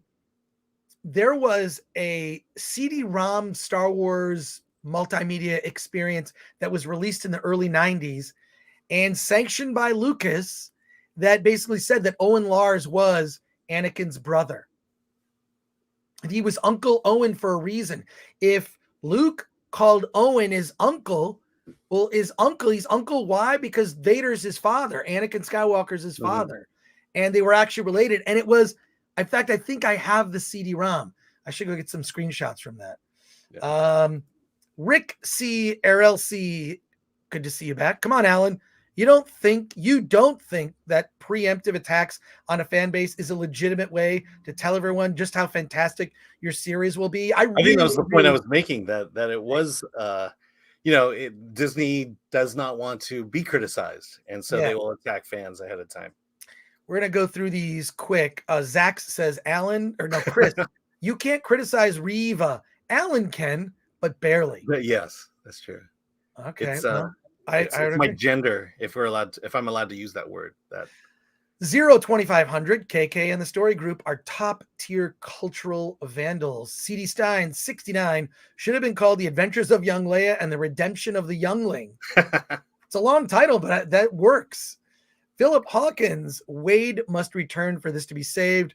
R.I.P. Wade. 02500. Maybe episode 6 will be a musical. Fetus. I'm saying that's what it is. That's what it is. Fetus says, okay, this is important. I hope there's another Obi-Wan cameo in the last episode. Alan, 2022. WWF characters are deeper and more well realized than Star Wars characters, says Peyton Bang. We underestimate the storytelling that comes out of wrestling. And I agree. I mean, like, it's really okay. Please, if this sounds, it's like a soap opera where people get in fights. It's a male soap opera. It's definitely soap opera for men. I mean, not that there are not a lot of, wrestling female fans. There are, let's face it, more men, right? So Todd Packer says non-lethal lightsaber stabs. Yeah, I do not get that. Jester Sketchbook, I love chasing Obi-Wan. Vader. Shanatsky is here. Oh, blow me one Kenobi. Brian McGrath, why didn't Tala throw the thermal? Just throw I know. I thought the same thing. I'm like, why doesn't she just throw it? Yeah. Why doesn't she throw it? That immediately made no sense to me. She only blew herself and the loader droid up. Wade was the key, says Ryan Landis. Good that you're back. Let's see. 1-1. Vader carried the episode as always. Mark Hicks. Honestly, as well he should. Yeah, season 1 of the Clone Wars was more compelling than this show. Kara says it will subvert my expectations. Mike Tochi says the whole Inquisitor thing is stupid to begin with. Vader was supposed to have hunted down the Jedi, not some 2-bit underling. So much for only 2 Sith at one time. I agree with that. I don't know why they didn't make a Darth Vader series with him just hunting Jedi. Like, I'm going to get them all. You know, they're the reason why I'm like this. Steve O'Cal, Vader should have snapped her neck. Yeah, the whole stabbing thing, and then she lives? How does she live? It's making no sense. War Monkey, Vader used Reva to capture, then let Obi go. This Vader is a buffoon who even forgets he has a Star Destroyer in orbit. Yeah. Anna, I've seen fan films with better cinematography. No excuses for Disney. Anna, agree. Mm-hmm. I've seen fan films that just used the camera in a better way, right? Like, I don't know what your thoughts are on that, Alan, but just like, it really stood out to me. It really stood out. I mean, you know, I hate to say it, but even fan films have better computer graphics than Obi-Wan. Yeah. Let's go back to these comments. Fletcher Williams, a Vader show that focuses on the guy who makes his cape. Yeah, exactly. Josh Levesque is here. Since Kenobi and all of the rebels in that hideout are all enemies of the Empire, the Star Destroyer should have just shot the fuck out of the circular ship door until it's blasted through to kill them all. Mm-hmm. Kind of agree with that. There were a lot of like convenient like problems that got in the way. And then like Reva just shoves the lightsaber through the you know the barrier and then just sort of cuts it open because she's lost patience. Like, well, I mean, it gets back to before. lazy writing. You know, we need something to happen, so you know, we'll just make it up and throw it in there, even though it's inconsistent with everything that's happened beforehand. That's the problem with this series from episode to episode, and it's just within the series. 02500 says Chad Vader versus Virgin Obi-Wan. Brian McGrath, Vader was toying with Reva, and I loved it. Brian, that was pretty good. Like, I liked that he was toying with her. It's just like, look, my skills are way above yours. This is just a matter of time. For me, this is practice. Bull Boom Bap says, is Alan joking that this should be about Reva? What the fuck? Yeah, Alan is joking about that. He's joking. Except for the musical episode. I think smash that like button. I think we're past 500 likes at this point. So I want to show you a special video that will take us back to another time. We'll always be with you. No one's ever really gone.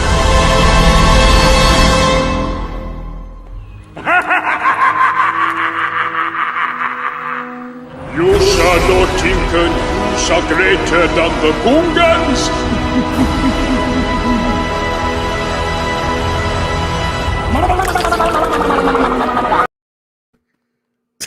I want that. I want that so badly. That would be great. Let's see. Kara says Maul survived as half. Yeah.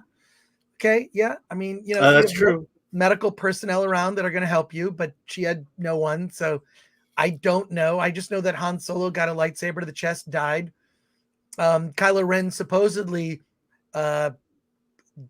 Did he die? Like, I don't remember The Rise of Skywalker. I saw it once in the theater. The audience laughed at the end. The audience laughed at the end when Kylo Ren kind of hunched over, and it just stupid. No one has ever really gone, says Zax, of course. Anna, she won't die because the Force is female.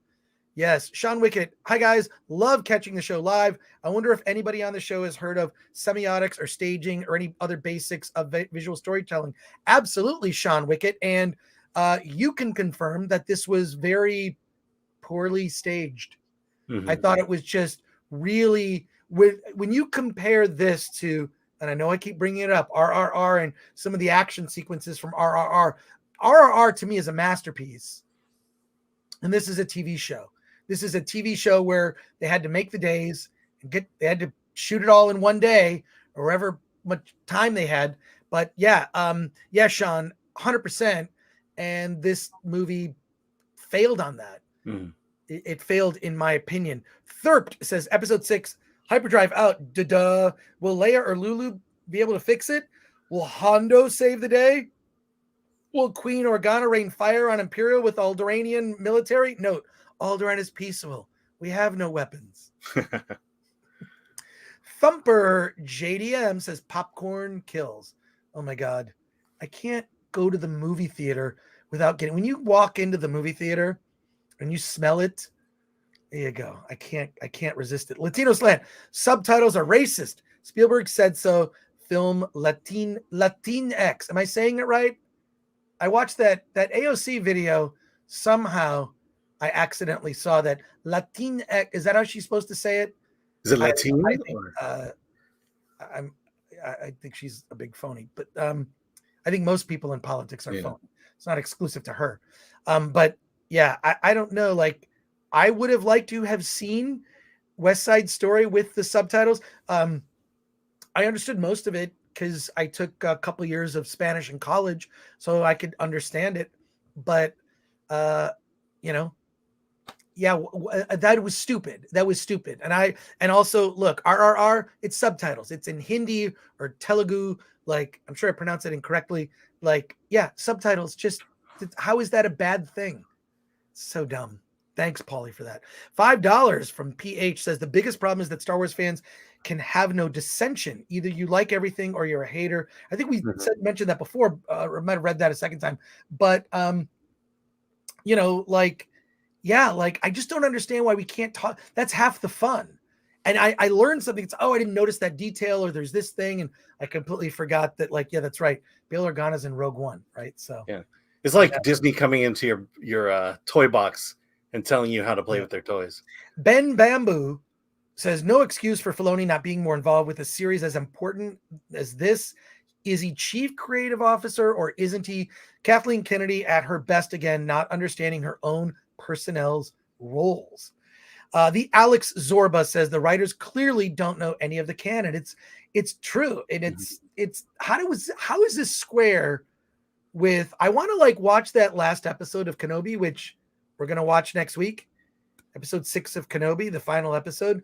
And then what I want to do is I want to watch Star Wars and see how this work. I don't know if it does. Fletcher Williams, why would you take your time and do a Mandalorian show that actually has a bit of quality and drop the ball on Obi-Wan? This is your time to shine, and you just forget to write. Yeah, I feel like it's like, okay, if Mandalorian represents the best, Boba Fett was kind of a disappointment. Like, this one should have, like, okay, we've learned our lessons. We're going to step up our game. We've got Ewan McGregor, right? A legacy character who was in the prequels, and Hayden Christensen, you know, and they're not the reasons that this show doesn't work. Although I'll say, you know, Ewan McGregor's an executive producer, which mostly when talent is given an executive producer role, it's usually a gift. It's usually in name only. And it's usually so he can get more money, because they can justify they're paying his actor salary for being on camera. And he's also drawing a little bit of extra money for an executive producer role. So I think you also got a sense that he was a Star Wars fan, and that maybe he would know better as well. Yeah. Ryan Cannell, RK Outpost, lol. Filoni was involved in this. He and Deborah Chow were close together on it. Ha ha ha. Ryan, who looked, first of all, I saw your video. You're at the premiere of Terror on the Prairie. Shout out to Ryan Cannell and RK Outpost. Subscribe to his channel. He doesn't need my help. But saw you on the red carpet, looking good. And all I can say, Ryan, welcome to the Access Media. You're part of the Access Media, and I love seeing you in a suit. But yeah, dude, it looks like you guys are having a blast. You went to Waffle House. They got your order right, and so I'm very happy for you, and looking forward to the shenanigans in Dallas this weekend. I won't be there, but the FNT crew is going to be in Dallas this weekend. They're doing a meetup, so I have none of the information, but I'm sure you'll be able to find it. Shout out to Ryan, and he does a great live stream every Sunday, actually. And when I can, I'm there and I'm in the chat, kind of lurking around. So shout out to Ryan. Isn't there one in Vegas coming up? There is a meetup in Vegas in August that I am going to do my best to attend. My Kingdom for a Film for $5 says, would you say this is content for content's sake? 100%. This is content for content's sake. It's not like did the story need to be told? No, it didn't. They know the draws enough to get the viewership and profit they want. Easy win. Olaf Von S for €2 says Chris recommends RRR. I do recommend RRR. In fact, I'll be on Midnight's Edge Monday morning. And yeah, there you go. Ryan Cannell says, I'm a Daily Wire shill now, confirmed. But the one thing I won't tolerate are the people still trying to shield Filoni. I hear you, man. I hear you. I don't know if you've seen the latest episode. I think I saw Jeremy from Geeks and Gamers, his review. It was a short one. He didn't go into much detail, but I think he liked it more than I did. But what can you say? No, it's like, yeah, I'm going to see Terror on the Prairie. We're going to talk about it on Friday. We did review What is a Woman. I'm just shocked that so few media outlets reviewed What is a Woman. I don't get it. Little disappointing. Yeah. We got a lot of super chats. We're going to get them through. Thank you, Ryan. Girthy Guitarist for $9.99 says, this series should have had the Emperor looking for Luke behind Vader's back. He'd send bounty hunters, assassins after him, and they'd encounter Obi-Wan. No Leia, no Vader rematch. Wasted opportunity. Agreed. Like, where's the Emperor? And also the Emperor, you never need to see the Emperor. He's so in the shadows. You see him in the shadows. You see him on, like a hologram. Like, you just, and living in fear. The great thing about the Emperor in the original trilogy is people, the Imperials will all just lived in fear of the Emperor. So you keep him, it would have been, there's so much that could have been done. And I still think there should never have been a duel between Obi-Wan and Vader anyways. It should have been, if you ever leave this planet, I'll kill you. So there you go. Derpin for $2 says there's no reason to bring back Han Solo now. Well, that's true. I'm just saying that, like, some people die from a lightsaber chest wound and other people don't. I don't understand what the rules are. John Hogg for $9.99. Kenobi should have taken the Arrow approach. Flashbacks that are relative to current story, cut out Reva plot, have Ahsoka, and spend the money on de-aging. It didn't bother me that much. I was just happy to see Hayden.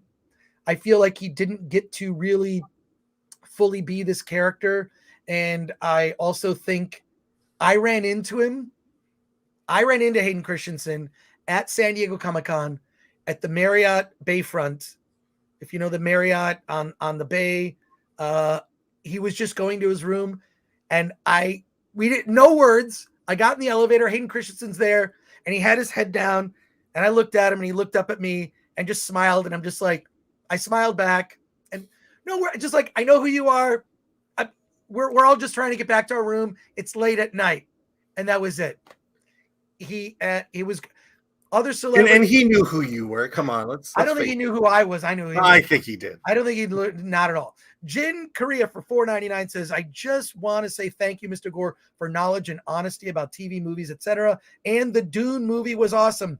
I agree. I can't wait for Dune Part 2.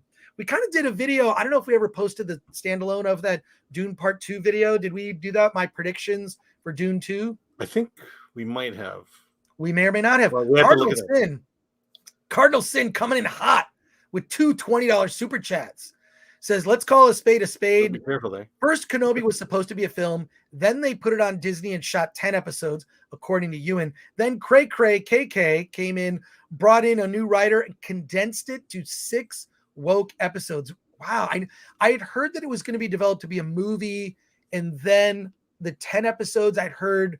Yeah, my understanding is that the writing was the thing that was dragging it. Yeah, I don't think woke was the crime. It's weak. That was crime. Weak episodes. Yeah.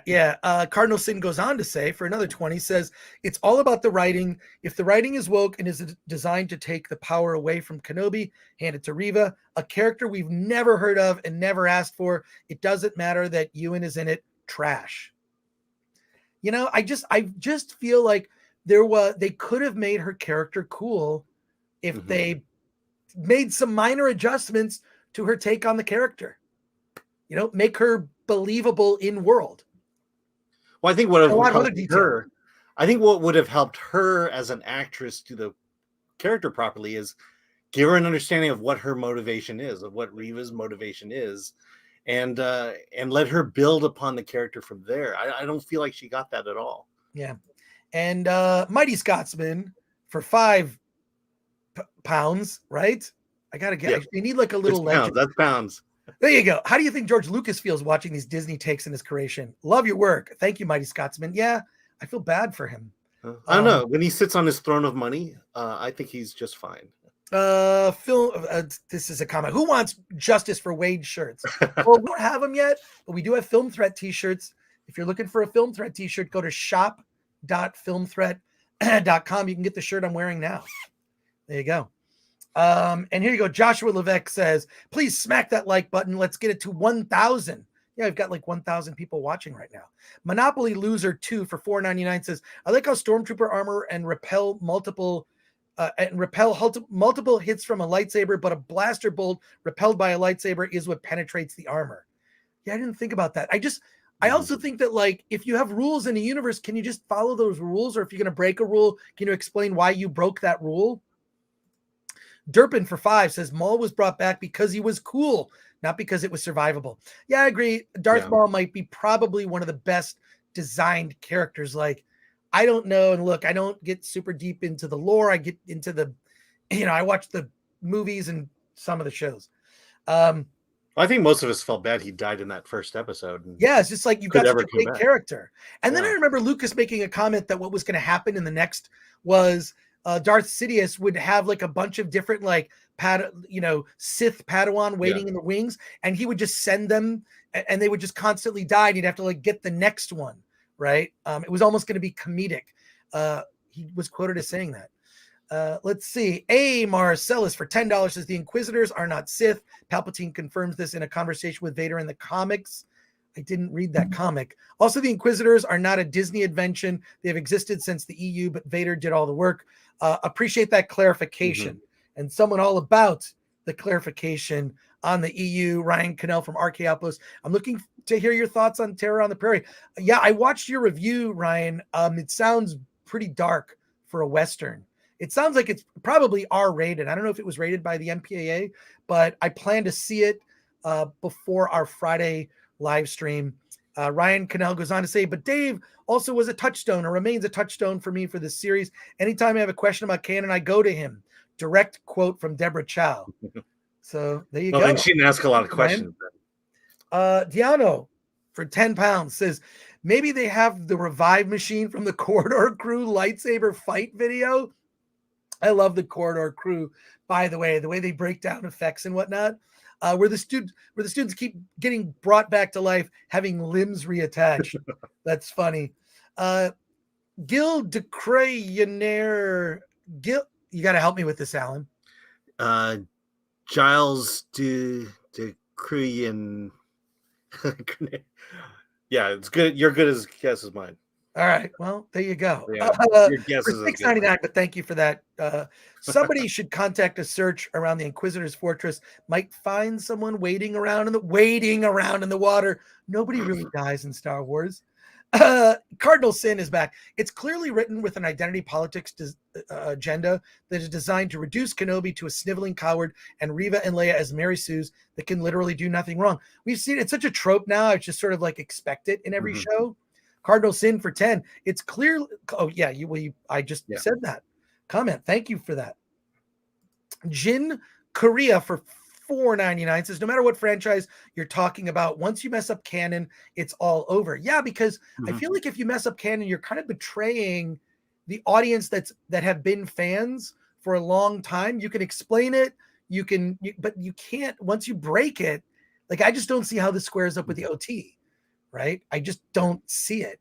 Douglas. And that's why you can also redo Batman as many times as they have. Well, redo Batman is different because that's a reboot, right? It's not in universe. Although I can't wait to tell you what I know about the Flash. Jeez. I don't know that I want to know, but I know Oh, I know people about it. want to know. I know the end scenes. I know a lot. Why would you ruin it for yourself? Douglas, that's why I don't want to really talk about it. Yeah. I'll have to, I don't know. I need to consult with a few people first. Douglas A. Burton for $4.99 says, will a young Admiral Holdo appear in the final episode to save the day?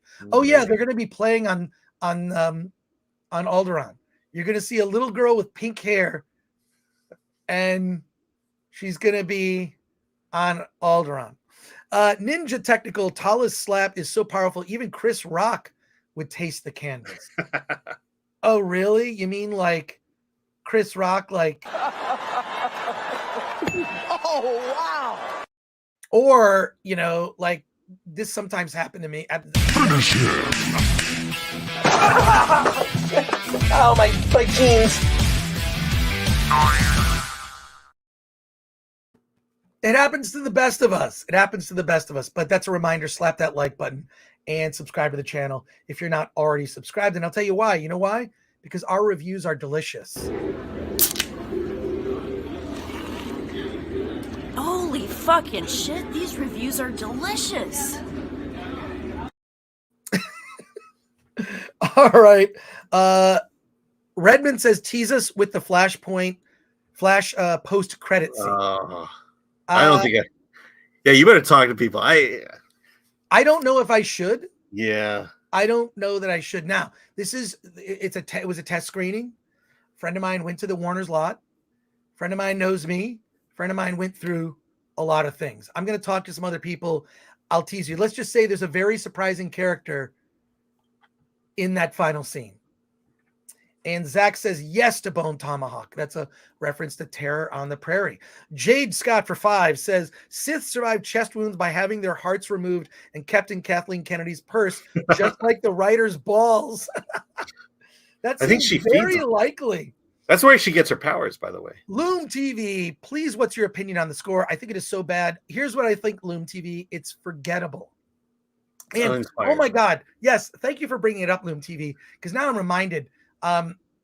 They kind of play a version of Vader's theme a little bit. When you see Vader walking through their little fortress, you hear a little bit, but it's like, well, we can't do it exactly. So, and they kind of play a version like sort of like a terrible high school band. Like, it's like, so are you going to play Vader's theme or are you just going to tease us? But yeah, why didn't they use any themes from the prequels and bridge to the themes of the original trilogy, like introducing the Imperial March or so? Yeah. Lagbait says, please be Calendar Man. It's not a villain. Yeah. You know what they did? They gave John Williams' score to a composer and said, make it better. And that's what we got. Well, CD Stein 69 for $19.99. Always fun to say. This gives me absolutely no new hope for any show that has Kennedy as a main producer. After the sequels in this show, I have absolutely no desire to see Knights of the Old Republic. Yeah, but no Leia's theme, says Eric O'Sullivan. Thank you, CD Stein, for that. Appreciate it. Yeah, it's not Stan Lee either. They could have at least gotten the Wiggles to do Leia's theme, and then Eddie Rodriguez for 10 says, I really believe that the scripts are by far the worst aspect of modern film and TV making. 100%, Eddie Rodriguez. There is, I'll just say, as I have friends that work on TV and movies, and they've just told me that there are a lot of people in the industry now that are very inexperienced, that are being forced on producers. And definitely Amber Heard. Lowell says, shucksy, no, it's not. Ted Mack, Andrew Garfield cameo confirmed. No. Let's see. Spider-Man appears in full flag. Taker 610 for 2 says those ships in episode 4 were bought from PS2assets.com. Oh, for real? Like, yeah, okay. Yeah, the effects look so cheap. It looks like that cheap app that I have on my phone. So yeah. Let's see. John Orchard for 10 says, can we see an origin story of the Sith and the Jedi? Also, why doesn't Vader and crew hunt for Yoda? Yep. There you go. Strugid for 5 says, all this leads to nothing. Failure Solo, coward Luke, Anakin sacrifice for nothing. Yeah. Just like, to me, one of the greatest moments is Luke I think someone mentioned it in the chat earlier. Luke was willing to give his life. It's like, I will not turn to the dark side. You'll have to kill me. It's very biblical. It's very Christian. It's about, forgiveness. It's very much the end of Return of the Jedi and how that all plays out.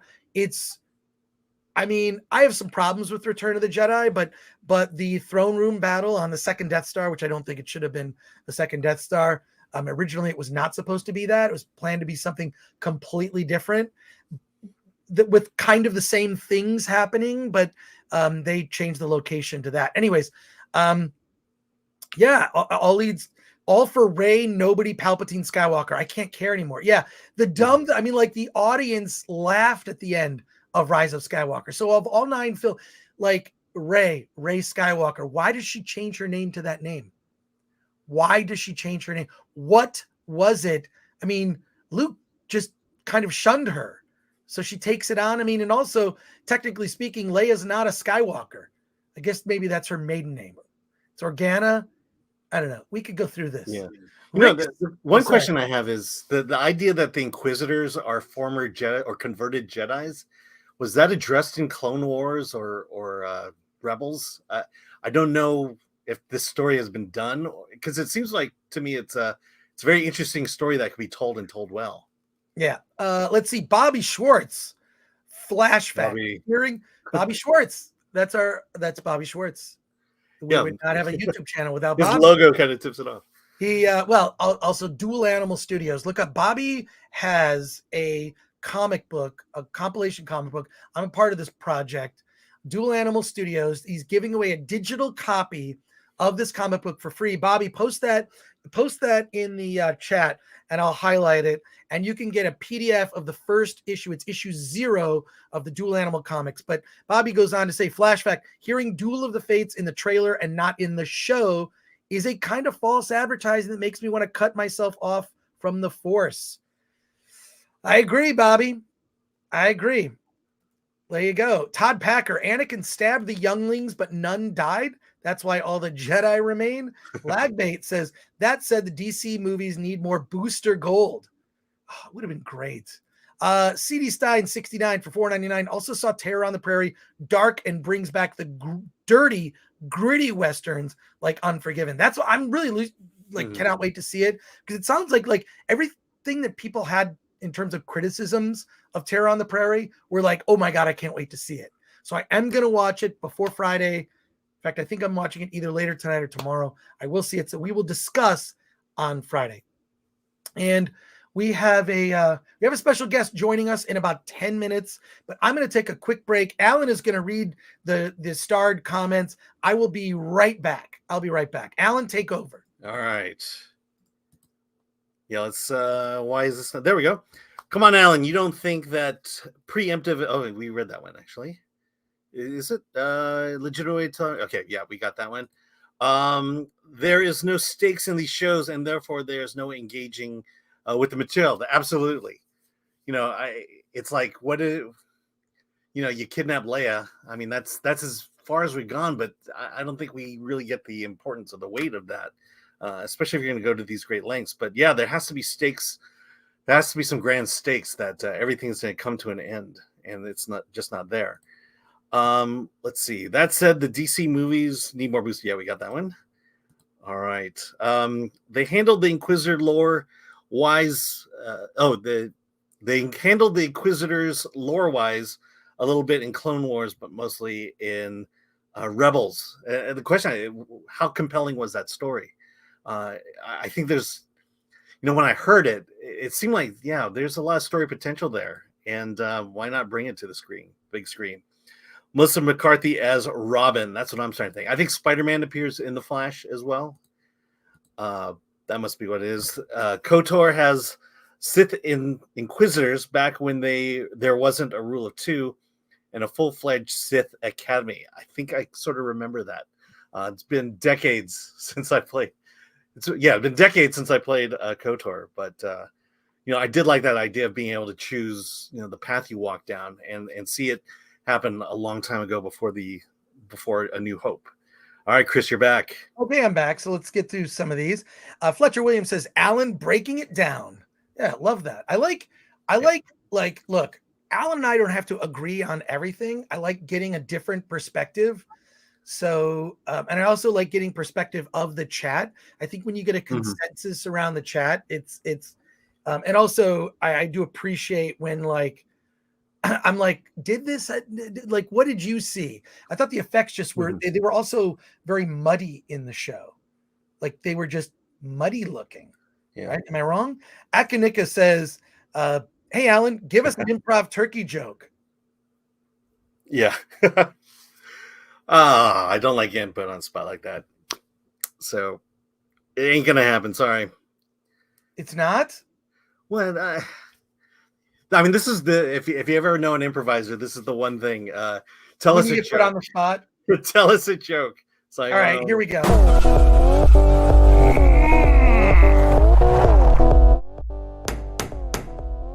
I changed my mind. The future is female now. You toxic male. I called the cops. They'll be here any minute.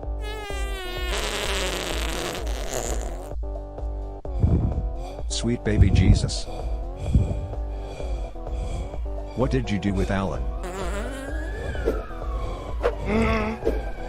Okay. I'll let you shit first. Get in here, you disgusting turf. A few moments later. Hey, the cops are here. Police, freeze! What are we doing? That's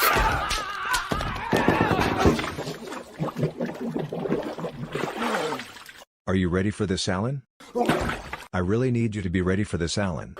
Chris says you're ready. Hey, did you hear me? Are you listening? I'm only going to ask one more time. Are you freaking ready for the review?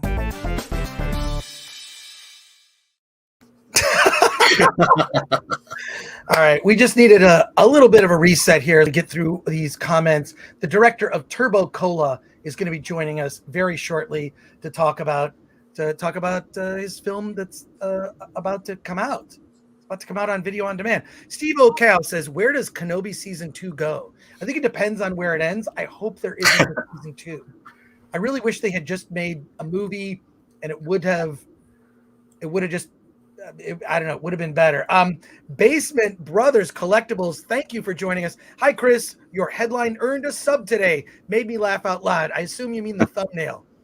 So Obi-Wan can blow me. So shout out to Flaccid Phoenix. Give him a sub on his channel because he made that thumbnail. And I thought it was amazing. Hello from Perth, Western Australia, says Ivy Bones. Well, hello. Hello. You know, it's got to be, it's later there, right? I'm just doing the math. It's later there. Yeah, it is later. They're almost a day ahead of us. Wait, Bobby Schwartz and Bobby, Flaccid Phoenix is looking for your link to the Dual Animal free comic, which we want to give away to everybody watching here. We can actually put it in the description for this episode. We're going to put it in the description. Post in the chat. Bobby Schwartz of Dual Animal Studios says, not to defend the bad CGI too much, but I have heard through the grapevine that turnaround times for VFX compositors were incredibly short because the episodes themselves were not finalized till last minute. Aha, see, people, and Bobby Schwartz also were working on several projects together. You might know about one of them, Attack of the Dock. But Bobby would know because he knows people in that space. Thank you, Bobby, for that. And support Bobby, Dual Animal Studios. Just look up Dual Animal Studios on Instagram. Give a follow to Dual Animal Studios, and you can see a link in the description on the Instagram to the free comic. I'm assuming, Bobby, you're listening to this. Let's see. Tucker time. Hey, disagreement is what makes for good conversation as long as it remains civil, which is why I really enjoy having these conversations on YouTube and not on Twitter. I don't enjoy Twitter. I rarely post. If I post, it's usually I'm promoting something or saying something that is a comment that you could take a couple different ways. Eddie Rodriguez for 10. Thank you again. One of the worst things about this new Star Wars is that they lose the spirituality of the original trilogy. I agree. Like the original trilogy was like biblical, the way that Obi-Wan and Luke dressed, like there was something about it that felt like it was much more Christian, and all of the spirituality is excised from this. So thank you for pointing that out. Lucas purposely ignored it in the prequels to show how far the Jedi have fallen. Yeah, there you go. Loom TV says it's so cringy to watch when Leia's father talks to her about her importance for Alderaan's people, while we know it will blow up completely as soon as she grows up. Exactly. John Thomas for 10 says Hollyweird writing has descended to the level of the old Saturday morning serials where the hero gets blown up, but next week you see he escaped out the back. Yeah, that was actually a thing. First of all, John Thomas, thank you for your support. But that was a thing that actually existed, so that you'd literally see like the covered wagon go over a cliff, or Flash Gordon in a serial, the spaceship would crash. And so you'd see it at the movie theater in the 30s and go, oh my God, and then your memory of it would kind of fade. And then the next week they'd show it and problem solved. So I don't know, kind of funny. But yeah, like it is sort of, I guess it's gotten to that. Adrian Denton, can we have a score for this episode out of 10? I'd give it a 4, better than 2 before that. I'd say, yeah, it's definitely on the lower end. It's like, but it's like high for this show. So it's like bad show, good episode. Yeah, I think the action saves the episode, quite frankly. The action saves the episode, even though it's not great. Yeah. Janice Junipero says, this show resonates with my 9-year-old.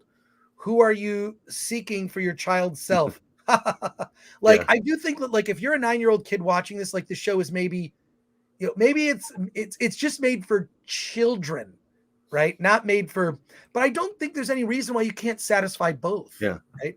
I think your 9-year-old would like Ms. Marvel. Yeah. Like a younger audience, that's totally fine. But also, like, let's hold to some standards, right? Mm-hmm. Let's do that.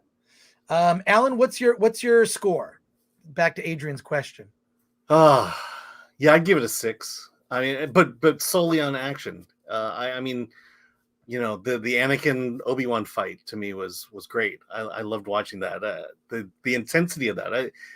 There's definitely a lot of thought put into the choreography of that. Well, there was more that I liked in this episode than previous episodes, and actually something happened. I'd say 4 or 5, and all the previous episodes are just like a basement bottom. Like 4 was the worst, the absolute worst. Yeah.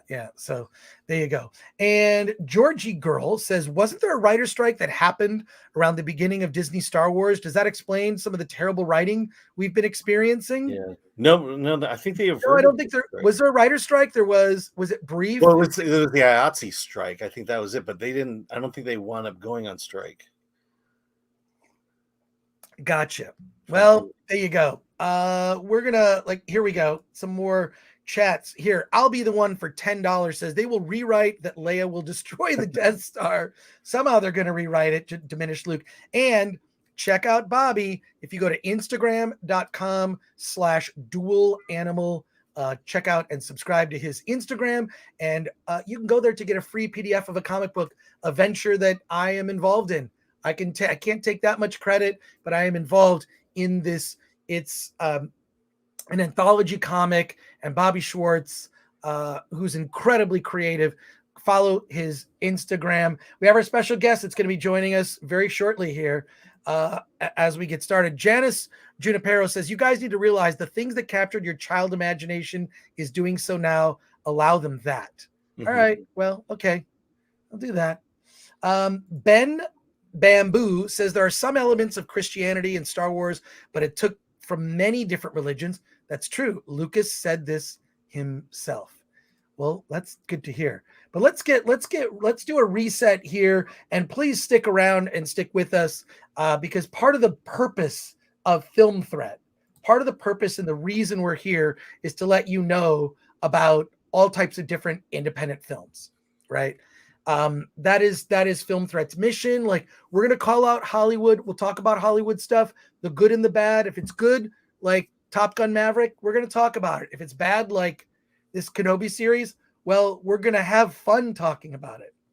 But there's a film you all need to know about. It's called Turbo Cola. It is, well, we're going to find, I'm pretty sure it's out on video on demand as we speak. And this is a just give you a quick description. You can look up the trailer. The trailer is in the description of this episode. So if you look in the description, there's a link directly to the trailer for Turbo Cola. Check it out. It is I think 90s nostalgia is going to be big. It's set in 1999. Fears of Y2K are coming on New Year's Eve night, and a heist is going to be pulled at a convenience store in the most creative way, something that you haven't seen. So it's part heist movie, part nostalgia for the 90s. You've got, and the Y2K, I remember when all that stuff went down. It was hysterical. And the director of Turbo Cola is here to talk to us. It got a great review on the Film Threat website. Luke Covert is here joining us today. Luke, thanks for joining us on Film Threat Livecast here. Let me throw you front and center here. Good to see you. Thank you. Thanks for having me. That was a great intro. Well, dude, the movie is so fun. It's like a blast from the past. It's this sort of like, it's like those movies that are like one crazy night, you know, like After Hours. Like it's also, it sort of lays out the heist. Like if it goes completely flawlessly, this is how it should be pulled off. Well, we know from watching other heist films, that's never the case. Yeah. But tell us what led to this project and like I think you're ahead of the curve. I think 90s nostalgia, a movie set in 1999, like you're right there. But how did this project come about, and what were the inspirations, and just tell us how you got this whole thing started? Yeah, awesome. Yeah, I mean, it'd be cool to be ahead of the curve. That would be awesome. You know, for once, it'd be sweet. Yeah, so a producer I'd worked with in the past sent me this script randomly one night for a play, and I kind of was like, you know, read the whole thing. It was 90 pages. He wanted to make a short film out of it. And I was like, you realize this is a play, right? Like, this is like, we see people walk in through doors, talk for 18 pages and then leave, you know? And it just like has this really dramatic quality to it. But I loved it, you know? And I loved these like characters, these archetypes. It's like this kid who works at a gas station in the middle of nowhere, Michigan, in the snow, and his like ex-girlfriend comes in, and his best friend and his old best friend and the jock from high school, and all these people come in. And I just like kind of fell in love with each of them. And like, they reminded me of my own life. And I grew up in a small town in Pennsylvania. And it reminded me of that. And so I messaged him back kind of like a naive, like, you know, 25-year-old would do, and was just like, this isn't a short film. This is an indie feature film. Let's make it, you know? And well, to his credit, I gotta say, you're getting a lot of love in the chat right now. People love your hair. Oh, They're nice. all man. about your hair. That is a gift from my dad right there. Well, look, I started getting silver hair when I was 19, so I feel you. I feel you.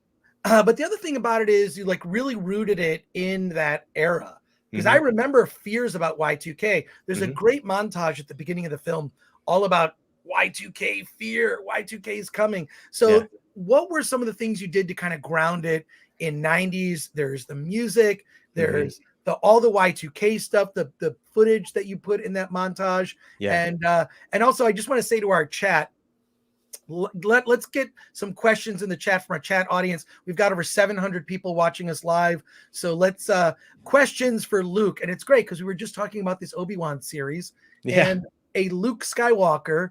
I'm not gonna, I don't know if that's where your name came from there, but I'll tell you what, there were a lot of McDonald's play places when I was like 9, and a kid would be like, "You're Luke Skywalker." You know, that is, you know, I haven't heard it a lot since then, but it definitely was a hit when I was in elementary and middle school, you know? Well, the 90s. Tell us about how you sort of pulled all that aspect together, kind of grounded. Yeah. Well, this is tricky because we're an indie film, right? So we don't have the money to like restock an entire convenience store with like vintage, like brands and stuff. We could afford one brand, which ended up being the name of the movie, you know? And which is a big pivotal piece to the plot, right? So it kind of had to be in close-ups and stuff. But the 90s for us was like a lot about the costumes, you know? I was constantly sending actors like Pinterest boards of like Brad Pitt in 99, you know, or like Jennifer Aniston, or like these people. And we, you know, we like mailed cast like literally Visa gift cards. And we're like, let's like do this together. Like send me photos from thrift stores, and like, cause they're all spread across the country. And that montage you talk about in the beginning was one of the last things we added, because Brandon and I, you know, came to this realization that like a lot of the people who are going to watch this have no idea what Y2K is. You know, they're just like, maybe Y2K to them is like a design trend, you know, and they don't realize that like the dialogue in the movie where Jimmy, the like drug dealing kind of two-timing guy is like freaking out that maybe like planes are going to crash. And he's like, this is just your dinky little gateway, man. You know, like the airlines are in trouble. And like that stuff kind of had to be set up somehow. And so it turned into this really fun moment where like Brandon and I, the producer, and I had to like reach out to all of our actor acquaintances and friends and just be like, can you record some lines for me? Because I need it to sound like news reporters, you know? And so if you look at the credits to the movie, there's literally like 30 names in this big block of just like voice talent. And all of that was from that opening sequence. But the 90s is hard when you don't have a ton of money for production design. It's really hard. Well, I think you totally sold it with the Turbo Cola. Let me Thanks, get to man. some of the comments here. There's some comments and questions for you. So let's go to those real quick. I'll read them. Lagbait says 90s nostalgia is working because I automatically think Jolt Cola. And Gwem Stacy says, man, just saw the trailer. It looks like she loved it. And then Gwem Stacy says, but those eyes, they're all talking about your hair. Your hair looks really cool. Y'all are gonna make me blush and stuff. Is it coming through on camera? Wow, ridiculous. And then Sparta 300 says, were you inspired by Clerks? That is the question. So the whole movie is set, like you said, on one night, right? In one gas station. And there's like this party at the Fallout shelter and his mom's going to the annual wrench drop and stuff. But we stay in the gas station, which is a terrible sales pitch because it sounds really boring. But, you know, for us, it was like trying to like homage Clerks and love Clerks. But that movie is like a straight up comedy. And the movie that I could and wanted to make was much more like a popcorn kind of pseudo action heist thing with comedic stuff in there. So Clerks, it's like, if you watch that movie, like people just talk, you know, they just talk so much, and it's awesome because it's Kevin Smith and we love it. But like, I kind of couldn't pull that off. So I was actually more scared of Clerks than I was like trying to do my spin on Clerks. Cause it feels like if someone does a Tarantino ripoff, you can obviously tell like who they're trying to sound like to me sometimes. And, you know, Clerks was almost danger territory to me. We did one scene where the lead character and his girlfriend are hiding, like sitting behind the counter. And that's probably the closest we got to like a straight homage to Clerks. Yeah, One thing I liked about your film was the fact that it was in a not only one location, but in a very cramped location. Were in pre-production, were there ideas of how you were going to approach this, tackle it so that it was interesting to a broad audience? Yeah. Yeah. So, you know, the stage play takes place a lot around the cash register and around the slushy machine, which is a little foreshadowing there for everybody, you know, and for me, it was like, when we adapted it, it was like, how do we move this around the entire store? So we kind of treated the store like it was a little community, you know, and I needed scenes to happen outside by the ice cooler and by the dumpster outside in the snow and in the back room and in the bathroom and, you know, kind of the back of the aisle and stuff. So it's kind of like zooming in the scope, the scale of everything to pretend like it was this big world. And in pre-production, the gas station that Brandon found almost immediately, like an hour after I tasked him with finding one, he had it, which was crazy. But, you know, it had a terrible back room. Like filming wise, we couldn't get it like back there to film because it was so small, and it had a terrible bathroom. And so we ended up scouting different locations and shooting elsewhere for those two. So the characters walk into the back room and we cut, and that's a different day, a different place. So they were both at a bar locally, and the bathroom at the bar is like perfectly clean and just beautiful. And I've heard from some people that our bathroom, the way we made it look, just has this visceral, like slight, you know, barf reaction for everybody. Cause I mean, it's all coffee grounds and food coloring, but it does not look like coffee grounds and food coloring from what I've heard, you know? Let's go to more of these comments. Let's see. Dempsey asks, what was your favorite movie growing up as a kid? Did this movie act as a catalyst to make you want to go into filmmaking? Wow. As a kid, that's a hard one. I mean, if you ask me that, it's like kind of cliche answers like, you know, Jurassic Park and stuff. But weirdly, here's two more specific answers, maybe from like teenage years, was the movie Disturbia with Shia LaBeouf. Love that movie for some reason. It's just like deep in my heart. And then the movie The Way, Way Back, where Steve Carell is just really mean to his like stepson for the whole movie. Those two, you know, and I can spit out like other like, you know, Fight Club and all these other movies that I like, Blade Runner. But those two, for me, there's something about like, and then Kiss Kiss Bang Bang was like one of my favorite movies of all time, honestly. Love that one. Yeah. And then I'm a huge Edgar Wright fan too. So it's, you know, some of that was like trying to stay away from Clerks and also trying to stay away from just being a copycat of Edgar Wright, which I think if I had more days to shoot, I couldn't have resisted it and would have just made a really bad parody movie, you know? Space Dive says, love me a heist movie. Yeah. And Masters of the Nerddom says, what did you love most about the 90s? Oh, man. Probably Happy Meals, honestly. I don't know. I'm not sponsored by McDonald's, I swear. I haven't been there in a long time. But like, so I was born in 94. I don't know if that's going to disqualify me from stuff. So I would have been 6 years old right as, the clock hit. My favorite probably memory from the 90s, though, was the New Year's Eve party I was at, where I was both like really into the glasses with the 2000s for the eyes, which we put in the movie. That was like why we put the line in there. And also weirded out by like the feeling of everything. And the fact that the adults were like slightly on edge where I was. But I had no clue because I was like 6. So I didn't know what was going on. I just have this memory, this foggy little distant memory. CD Stein 69 for $4.99 says, from the trailer, it looked like the best mashup of Clerks meets a heist movie with the fun of an 80s John Cusack film. I can confirm that that's true. So if you've seen the trailer, so take that compliment. Yeah. Jack D. Ripper asks, film school, yes or no? And you can, wait, you're not quite 30. Right, I'm 28. Yeah. 28. So you made your first feature before 30. Congratulations. That's usually like one of those goals filmmakers have. But Jack D. Ripper, film school, yes or no? What are your thoughts? Oh man, I think film school, if it's going to help you make stuff, that would be my answer. If you're not able, you don't have the people, you don't have the drive or whatever, and you want to, like, the real thing is just making movies, making short films, making music videos for way less than you're worth. Just like getting out there and shooting and editing stuff. So for me, I have some really close collaborators who went to film school and made awesome stuff there. I didn't go because I just went a different route. I got this internship in high school with a TV commercial company, and we were literally making car commercials that were like, come on down to Jerry's, we got deals. And then text would explode. And so there was this weird, rebel filmmaker without a cause thing, and we'd like use the gear to make short films on the weekends.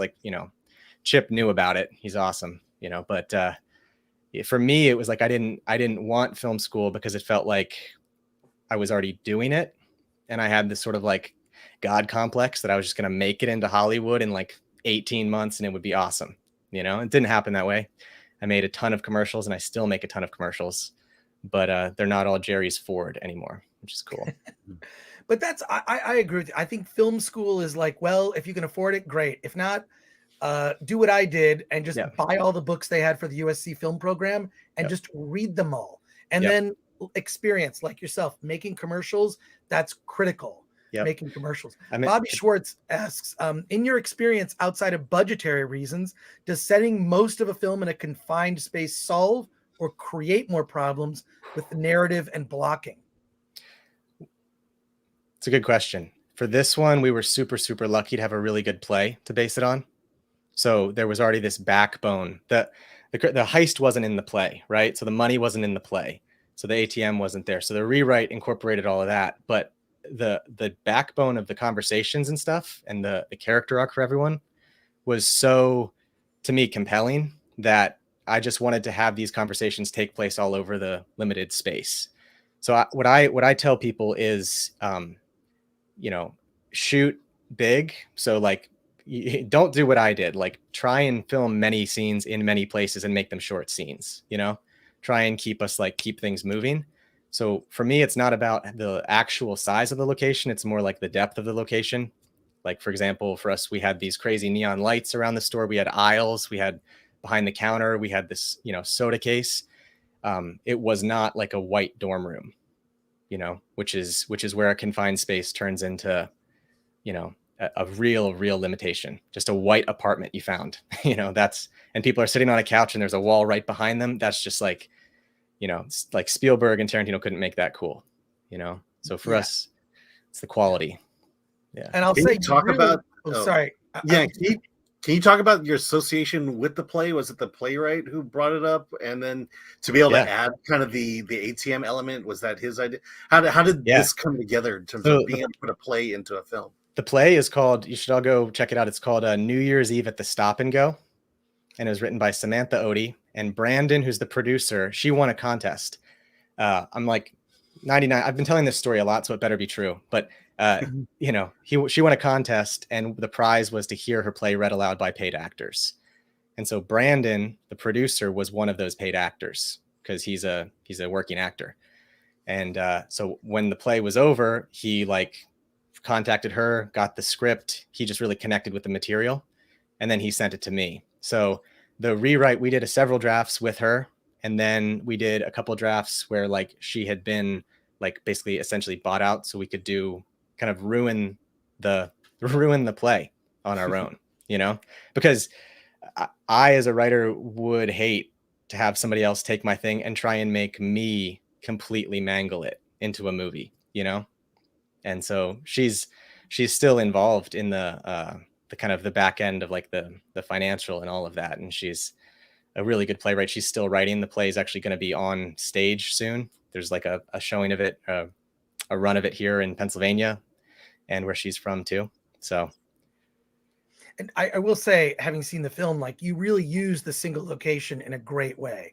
Moving the camera to like a scene takes place here, scene takes place by the Turbo Cola, scene takes place, you know, like, and I don't want to give it away, but you know, just like the cleverness of like how they're going to pull off this heist.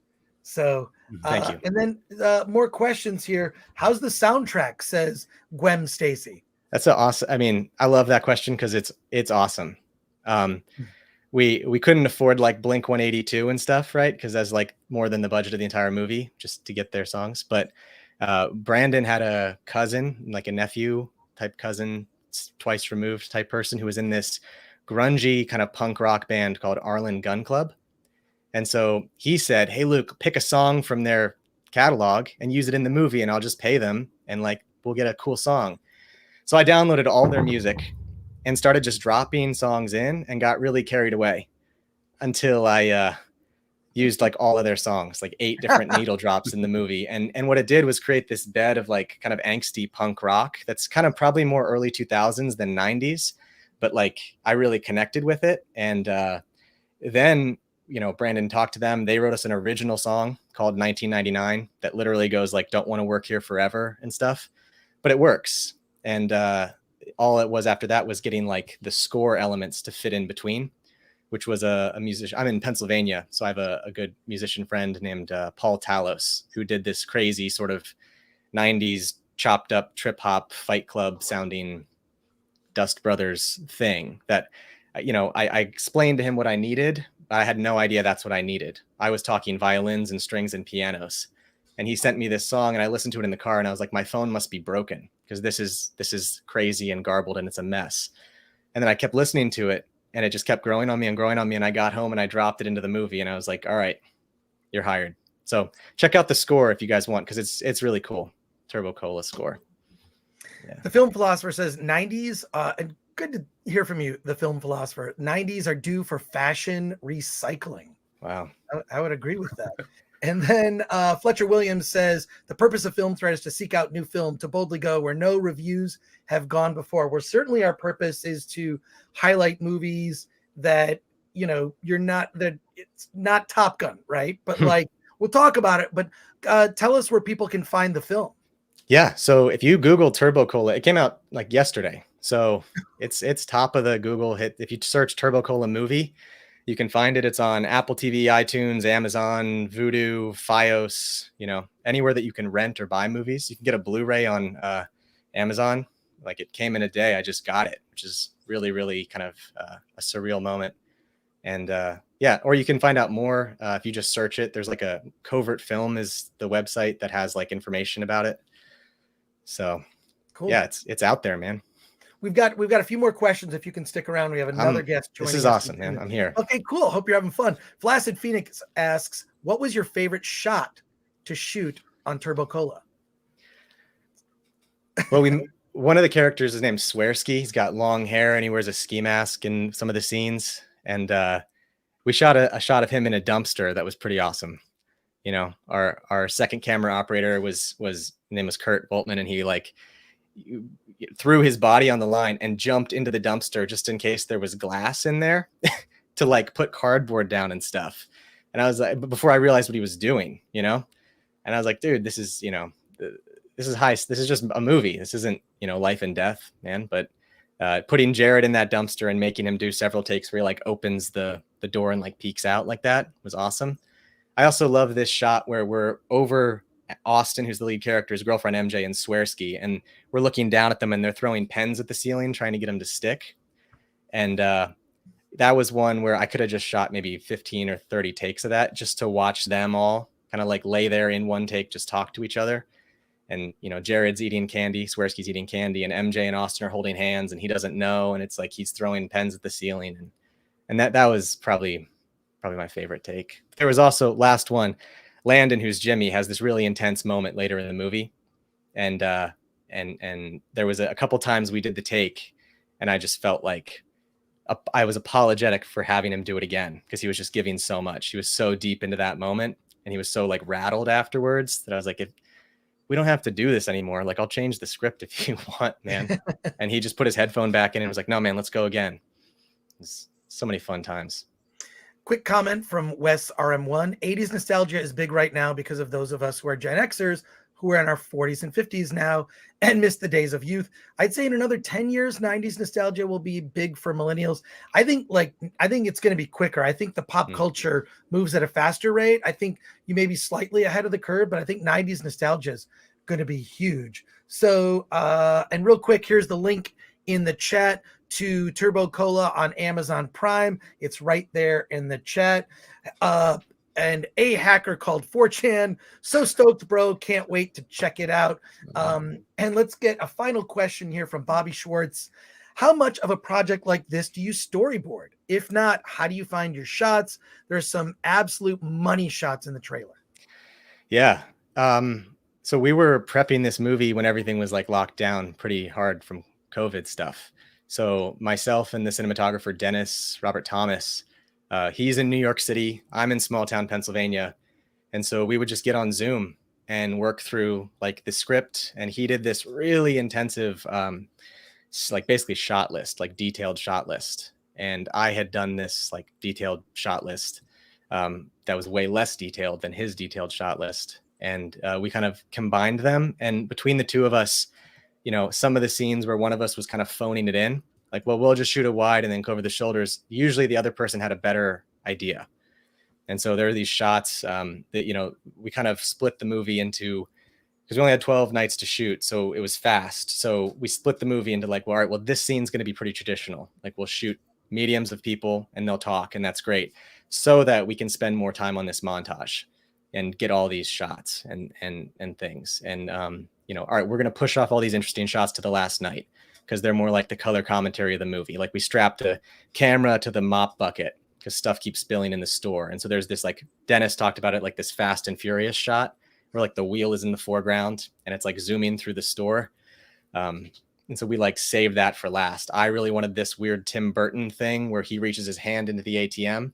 And since he can't see what's in there, I was like, this is our chance to like pretend like we're in his head about what is in there and just do this wild lighting that, you know, was just kind of fun for me, you know? And so for us, a lot of those shots were written, not storyboarded, you know, because we didn't have the time. And we also didn't have time to go there and plan everything out for like a whole week in the location. We had to take, go ahead. Oh, I was gonna say, what amazes me is that this is your first film, first feature film. You sound like a legit director. Where did you come from and how did you get to this point? Oh man, that's really nice. You're gonna make me cry or something. I just made a lot of short films and learned a ton from the school of, you know, 2008 YouTube, basically, you know, back in the day. And I've had, you know, the opportunity to work with like really, really cool people in the area. You know, haven't been on a ton of huge sets, which is kind of like a character defect of mine of like staying on these small indie sets. But I've made short films and sketches for the last like 10 years. So I think a part of it is like working with people like Dennis just makes you better. Working with local cinematographers here makes you better. Loving movies probably is like a prerequisite. And watching a ton of interviews, spending way too much time on YouTube watching interviews with people. Well, I think Just that's, like this. I mean, Paul Thomas Anderson even says the best way to learn is forget film school, just listen to DVD commentaries. Yeah. So I'm assuming there's a commentary on the Blu-ray. There is not a commentary on the Blu-ray. We missed the cutoff. So Well, we you do could want to do put out one. a commentary though. We could do a watch party on the Film Threat YouTube channel. I'd You love could that, watch man. the movie and then do a live commentary with you and the cast. We That'd be got to awesome. wrap it up, and we have another guest joining us shortly. But Luke Covert, thank you so much for coming to talk about your movie, Turbo Cola. Everybody, Thank you, guys. it is out. It just came out yesterday. Yeah. And it's out on digital. It's on Amazon Prime. It's on the iTunes, all of that, and the Blu-ray. So check it out. And anybody who wants to chat, if you're not real weird, you know what I mean? We could just talk about the movie. So just find me somewhere and let's talk. Thank you Or guys even, so much. Even if you're weird, As long as you're weird, not dangerous, I'm cool with it. You know? Okay. Thank you Luke, guys. Have a great rest of your day. Thanks for joining us. Thank you. Take care. Bye. Bye. That was great. He is I love when we get like directors on that are as passionate as he is. Like it's just such a joy. You see that also, like, part of it is also like you can do it, you know, like I don't mean you can do it. I mean, like, you know, like anything is possible. Anything is possible. But look, someone I reviewed this back in April, and I was just so impressed by just the quality of the film. You know, it was one of those things I had very low expectations for because it was based on a play about teens, and it just blew me away. Just how insightful it was, and how good it was, and how great the performances were. Cool. Well, someone on Twitter, when I mentioned earlier, is there a photo of Darth Vader with his gloved hand in his face? Well, guess what? That exists. So who on Twitter sent that to us? I want to just do a shout out. Like, you can, like, as we're live, I'll get more aggressive about like looking up. It was Dario Blue, and of course it's Dario Blue 69. So there you go. Daz Blue 69 on Twitter actually sent us that. So thank you for that. Maybe that's something Flaccid Phoenix, maybe for next week's thumbnail.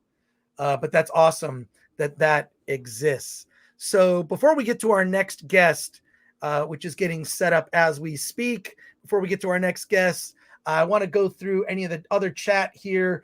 Wow, we've got a lot of the chat is Jack D. Ripper says, another great interviews. You guys are on a roll. We're going to do another one in just a few minutes. Wes RM1, great interview.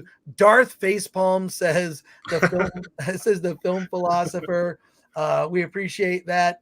And we'll be here next, just to give you our schedule. Friday at 9 a.m. We're going to be back. We'll be talking about the Buzz Lightyear movie, Lightyear. We'll be talking about Terror on the Prairie with Gina Carano. We might talk about some other movies as well. Black Phone. We have what's that? Black Phone. The Black Phone, because Alan and I are going to see that tonight. And then additionally, we are going to be having an interview with the screenwriter behind a movie called Brian and Charles that opens on Thursday. You should look up this movie. Brian and Charles is about an awkward British gentleman that builds a homemade robot who becomes his friend. It's weird. It's like Pinocchio in a buddy movie all in one. But part of the purpose of Film Threat, and someone said it earlier, that like our purpose really is to tell you about movies that you need to know about. Gwen Stacy says that sounds amazing. Like, yeah, like I know there's a lot of channels that like, here are the big movies. It's like, we are going to cover the big movies, but they're also like all these other films and a whole new generation of filmmakers that are up and coming that you need to be aware of. And my hope is that will inspire you, or because there's like 500 people watching us right now live, that will inspire you to go out and do your own projects, because the point is you can. Jack D. Ripper says, another great interview. You guys are on a roll. Well, let's keep it going here. We have with us, let me find it here. We have to do like a quick reset. We have the director of The White Goddess joining us momentarily. I can see there's a little graphic in the background. That's how I know that that's the movie that we are pivoting to at this moment. And The White Goddess received a rave review on Film Thread. It's also I know it's out. It's out on digital. I know, but the director is going to tell us all about it. Please, I'm apologizing in advance if I butcher your name, Eugina Gelbelman. Eugina Gelbelman. Did I get that right? Did I get that right, Eugina? That was perfect. Yeah. Oh, great. Okay, good. Phew. I feel glad. And you're joining us from your car. I know. I apologize about that. It's the only quiet place I could find today. Can I just say this? I have also recorded with Alan a podcast in a car. It's almost like a studio. It's an enclosed space. You got a little bit. Yeah, I closed the windows. Thank you so much. And thank you, Alan, for that review that you wrote. I really appreciated it. Yeah. Well, tell us what led to this film. It's quite a pivot from the movie we're talking about before. This is a drama. There's a spiritual and a mystery element to it. And this is the thing is, and this is to me the test of a filmmaker that is worth noting is if you can make it interesting, two people in a room talking, that's a filmmaker to watch, because that's a hard scene to pull off, is just two people talking, and you pulled it off with this. And it's also a dark story, but what was the inspiration for the film? Well, I was living by myself in Montreal, Quebec, and I'd recently graduated from my MFA program, and it was basically my entire life's dream to make a film, and I was in a place where I felt like unless I did it on my own, no one would ever give me permission to do it. So I just started writing a script where I wanted two people in one location because I knew that would be filmable. Like I would have, even with like no money, that's still filmable. I started writing this script based on just like movies that I love. I like psychological thrillers, and one of my favorites is Misery. And so this movie is a little bit like that film, but with more of a supernatural element. So that's how it happened. What in terms of the movie has a very distinct visual style, and a lot of it is very jarring. Can you tell us and I also feel that tone is something that's really important in a movie. Yeah. Can you tell us how you thought about that vision in your head? And also, I love something you just said. I want to let people know you have a lot of questions in the chat, so we'll get to the chat questions and comments. But yeah. I want to say that you said something I always tell filmmakers: you don't need permission to make a movie. If your script gets rejected, so what? If they reject you and don't hire you, hire yourself. You hired yourself. You gave yourself permission. You made this movie. No one was like, oh, you can't do it. What I don't like is people who say, well, it was rejected, I didn't get hired. You just decided to make a movie and you did it. So kudos to you for that. But tell me about what went into putting together the really dark and ethereal tone underneath the surface of the film. So I got lucky. I knew this very good cinematographer, Sean Colton. He was working on different shows, like Discovery shows and different. He was also in the burlesque scene in Montreal. He did a lot of that stuff. So I just knew him somehow, and he's very good. He shot the whole thing. And we also got lucky when we got to the location that it was February in Quebec, in northern Quebec. And I stupidly didn't realize it would be frozen over. Like it would just be white. For some reason, when I was looking at the pictures of the location, I had something else. I thought it would be defrosted by that point, but it wasn't. So it was all white, and the combination of Sean plus just pure white, nothing, kind of helped the mood, because he really lit it consistently. I was very impressed with everything he did. And And yeah, it's his first. It was basically everyone's first movie. So some of it was luck, and some of it was just like people who are very good at what they do. And I appreciate what Sean did with the cinematography. I mean, I think the snow was one of the best parts of the movie. I mean, because it made, you know, you have the actress in the red dress, and it just the contrast is there. It's perfect. The one question I brought up in the review, but did you like rent an Airbnb and then shoot out of that? You guessed it. Yeah. I rented an Airbnb and we shot there for like 2 weeks or 3 weeks, something like that.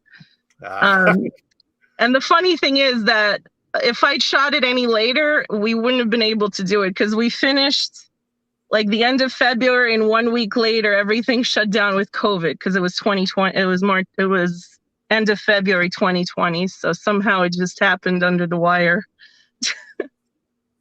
Yeah. Let's go to some of the chat comments and questions here, if you don't mind. I don't know if you can see it on your phone, but I'll read them aloud. Oh, okay. Here we go. A hacker called 4chan says, I love your name. There you go. Zach says, this movie looks great.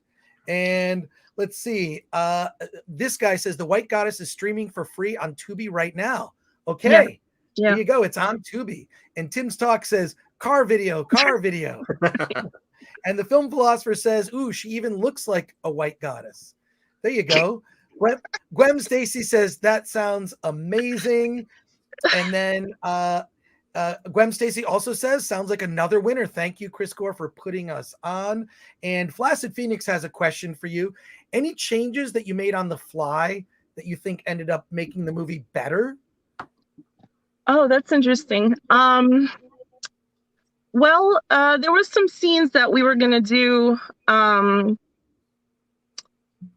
don't know. I think there was one scene we were going to do inside, and then we just decided to do it outside. And anything we did outside helped because it added production value. It just looked amazing whenever we shot out there because there was no one really out there. It was just ice fishermen, and I don't know.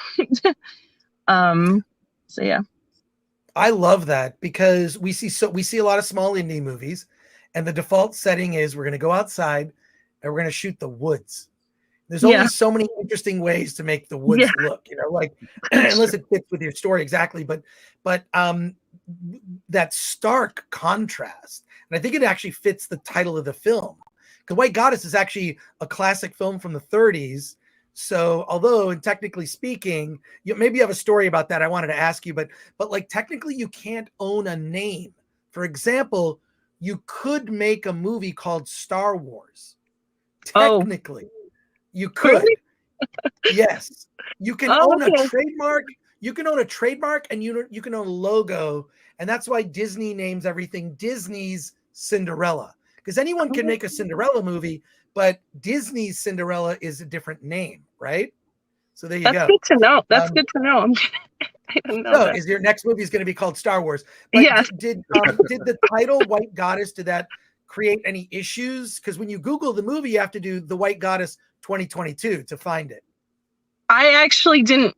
I think I was trying to Google if there was another movie, and I guess I didn't do very good Googling because I didn't realize until it came out that it already was there. I need to watch that movie. It's the title. I actually took it from a book by the same title by Robert Graves, who's a poet back. He's dead, but he was back in the 20th century. He was a pretty influential guy, and he had this theory about, Greek mythology and this central female goddess. So that's where I took it from. And I figured, I don't know, I just figured this movie wouldn't trigger. I know now that you can just use names. There's no copyright. I just thought no one would really care if I used the name from the book. And I couldn't think of a different name, to be honest. Like, I'm not great with, it just fit and I kept it. So yeah. Cool. And other questions here. Zax says it's in Canada, so of course it's great. And then Masters of the Nerddom ask, what was one of the most difficult aspects of shooting? Well, it was the fact that there was actually only 6 people, including me. That was it. There was 2 actors and 4 crew.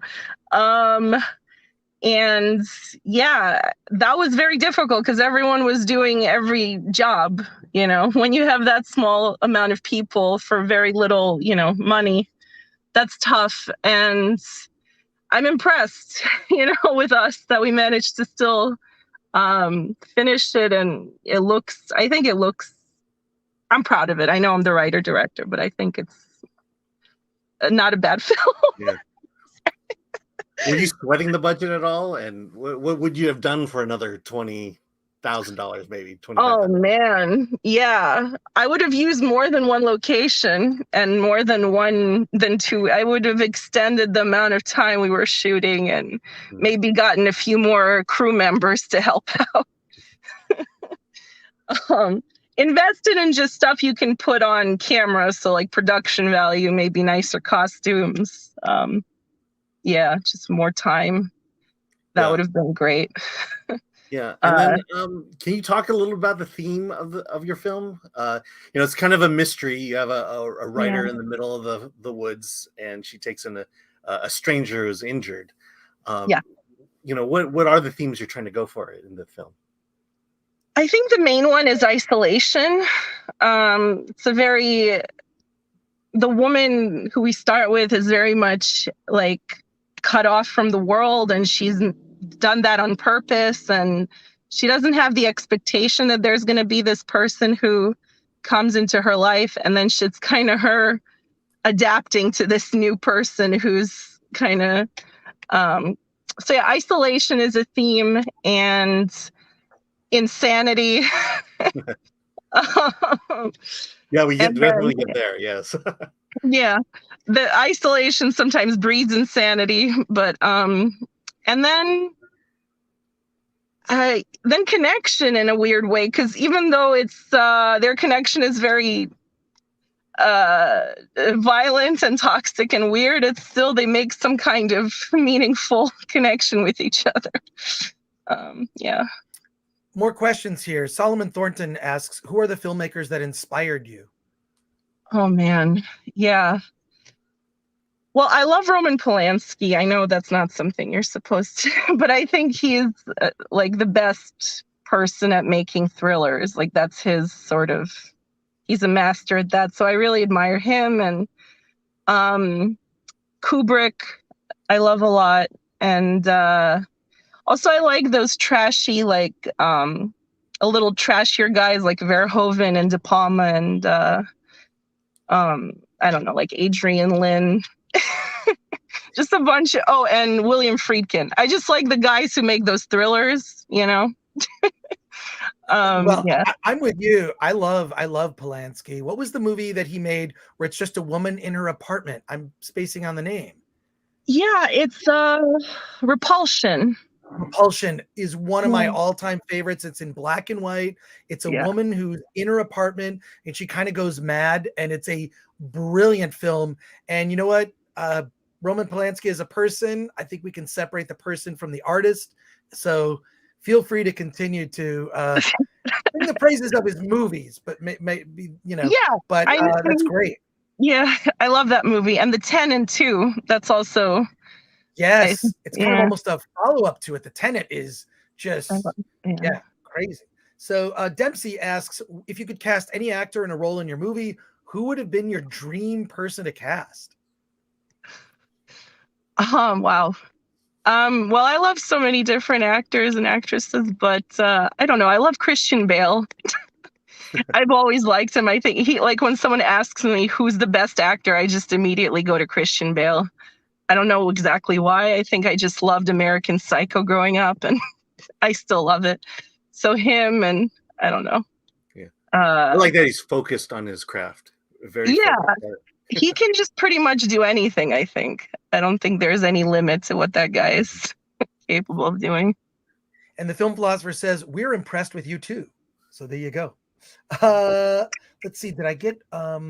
Did we get to this question from Jack D. Ripper? What was the hardest artistic choice you made in the making of the film at any stage in production? Well, I had to cut a few scenes that I really liked because they were happening outside, and it was actually extremely cold the whole time. Like we had to wait until it got a few degrees warmer, because otherwise we would have frozen to try to shoot some of those scenes. So I had to cut a few scenes, which upset me because I really thought they were weird and kind of interesting, and I hadn't seen them before and anything, but unfortunately just we had to deal with the elements. And I was lucky enough to get like the main scene I love of the film with her outside on the it's a fjord. It was a frozen over fjord, and she's barefoot in a red dress on this fjord, and it was the warmest day we were shooting. And I maybe shouldn't say this, but they got in, and in like an hour, the ice hadn't melted the entire 2 weeks. And then the one day we shot it, where it was a little warmer, they shot it, came in, and then the ice started melting. So I'm lucky that they got in before that would have been awful. I don't know why I'm laughing. Sorry. Flaccid Phoenix asks, what is your dream project that you want to work on in the future? Oh my God. Okay, well, there's this, I would call it The Night Witches, and it's a World War II film. And there were these women, it's based on a true thing. There was a regiment, there were 3 regiments of women in the Soviet Union who were fighter pilots. And I know that's not something you would expect, but, there's a lot of history and literature about it, and I just thought that would be something unexpected, and it's my dream to make that. I don't know when I'm ever going to get the money to make a war film, but you asked my dream, and that would be my dream to make that movie. So yeah. Well, the film philosophers, being a little bit of a smart aleck here, says, I'm directing an indie film, Mr. Bean in American Psycho reboot. The Cardinal Sin, a couple quick super chats here from Cardinal Sin for $1.99, says, my favorite film of all time is The Ninth Gate. Yeah, I like that movie too. Cardinal Sin also goes on to say for $9.99, Film Threat gets to the bottom of the best movies and shows us how they tick. Thank you for the insight in bringing us indie directors and screenwriters that nobody else is covering. Keep up the good work. Thank you for that, Cardinal Sin. And the film philosopher says, what's your next project? I'll volunteer to be an extra. Oh, wow. Do you have a next project? Because that's the one thing they always say is like, you need to have like what your next project is. Well, I optioned this trilogy by Stephen Drachman. It's called Watto Hugh, The Fantastic Adventures of Watto Hugh, and it's 3 books, and it's an interesting, it's a difficult genre for me, but I'm very excited to try to do it. It's a sci-fi Western fantasy. It like melds everything together. And it has this dime store comic aesthetic. So I'm trying to adapt that over the next year. So we'll see. I don't know. Cool. But I'm excited if I can make that happen. Zax says, Night Witches. That's an awesome idea. And then Gwen Stacy has a question. What do you like more, directing or writing? I feel like I'm more of a writer, just naturally. Directing's more of an effort for me because I have to be more out there and a people person. But I do actually love being on set and directing because unexpected things happen and you know, actors surprise you and it's more interesting, you know. So I don't know if that's an answer, but I guess directing. Well, Eugina Gelbelman, thank you so much for joining us on the Film Threat, on our Hollywood on the Rocks edition of the Film Threat podcast from your car. I'm sorry about the car. There's nothing to be sorry for. There's nothing to be sorry You're here. for. That's the important thing. Yeah, no, we appreciate you taking the time to talk to us. And the movie The White Goddess is out. It's on I use this app called Just Watch. That's the best way to find it. But someone mentioned in the chat, it's on Tubi. You can check it out on Tubi. Eugina, thank you for joining us on the Film Threat Livecast here. Thank you so much, Chris. Thank you. Have a great rest of your day. And Alan. Bye. Oh, wow. She was awesome. Yeah. Great. That was great. Let's get to more comments here. We're going to wrap it up as we continue to talk about, wait, we got to put this up. We got to put that up. This is probably going to be our thumbnail for next week. Flaccid Phoenix. If Flaccid Phoenix is listening, this is going to be our thumbnail for next week. But and thank you for that. Let's wrap it up, Alan. We broke a new record today. Over 1,000 people watching live. We've never done that before. Even when we did our Oscars live stream, we will be wrapping up our coverage of Kenobi next week. And then we're going to do something very special. And we've talked about it before. We are going to put Star Wars on trial. We're going to put Star Wars on trial. We're going to put Lucasfilm and Disney on trial for the murder of Star Wars. That's what we're going to do. And we're going to do that in the next couple of weeks. And there you go. Another great show, boys, from the Alex Zorba. Thank you for that. And a hacker called 4chan says facepalm Vader. Yes, we love it. And I don't know. We thank you. Like, this is great. We're reaching like new heights. I never would have expected it. Yeah. So this is exciting. This is exciting for us. So we thank that you spent your afternoon or evening or I have no idea. In the world, there's a lot of different places you could be right now. But I want to say thanks. We will be back next week with coverage of Kenobi on our Wednesday live stream. This Friday at 9 a.m., we're covering a lot of films, so join us for that. And we've got Brian and Charles is a movie. I'm going to see that tomorrow. I'm seeing The Black Phone tonight. I am that Chris Gore and everything. We are Film Thread on everything. Alan, where can people find you? Yeah, I'm my pal Al on Twitter. And also we have reviews galore at filmthread.com. We've been posting a lot of reviews this week from Dances with Films, from Tribeca, a bunch of indie films as well. And so be sure to visit us, filmthread.com. And you wouldn't know this by looking at Alan, but he's a superhero.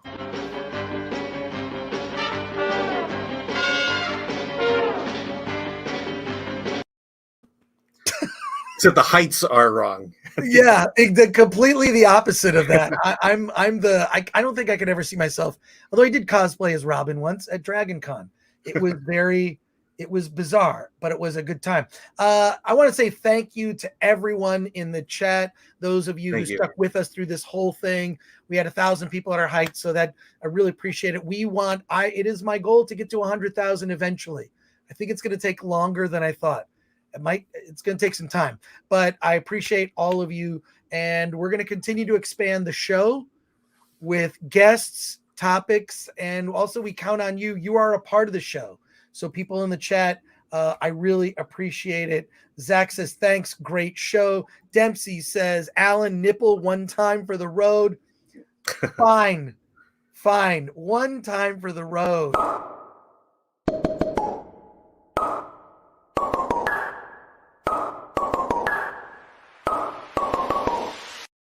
And you need to crawl for that. We do. Marius Z, people pick up quality, so we are here. Chris and Alan, this is what you provide. Thank you both, and we appreciate that you ask really great questions. You keep us honest, and we're just going to keep talking about movies here. Cardinal Sin for another $4.99. Sheesh.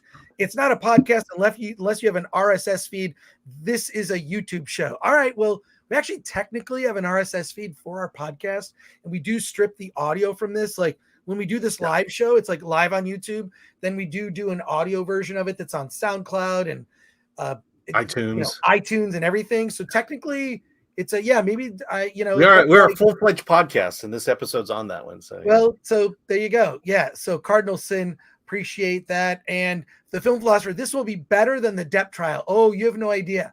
The guests that are coming on for this trial are going to blow your mind. Dempsey says for the trial, please wear a Judge Dredd helmet at least. Gotta have something. And you can't take it off at all. I'm gonna have something, but I want to treat it like very seriously. Like I want to like look at it, and there you go. And all twisted up says, when are you gonna see some Gore nipple action? Never. That will never happen. But we appreciate you being here. Thank you so much. Thank you to Flaccid Phoenix. Keep just fast with the questions and just like keeping the chat rolling. And Flaccid Phoenix, subscribe to his channel, and we will be back on Friday 9 a.m. Pacific time. Thank you so much. And Alan, what is it we like to say at the end of every show? Let's get out of here.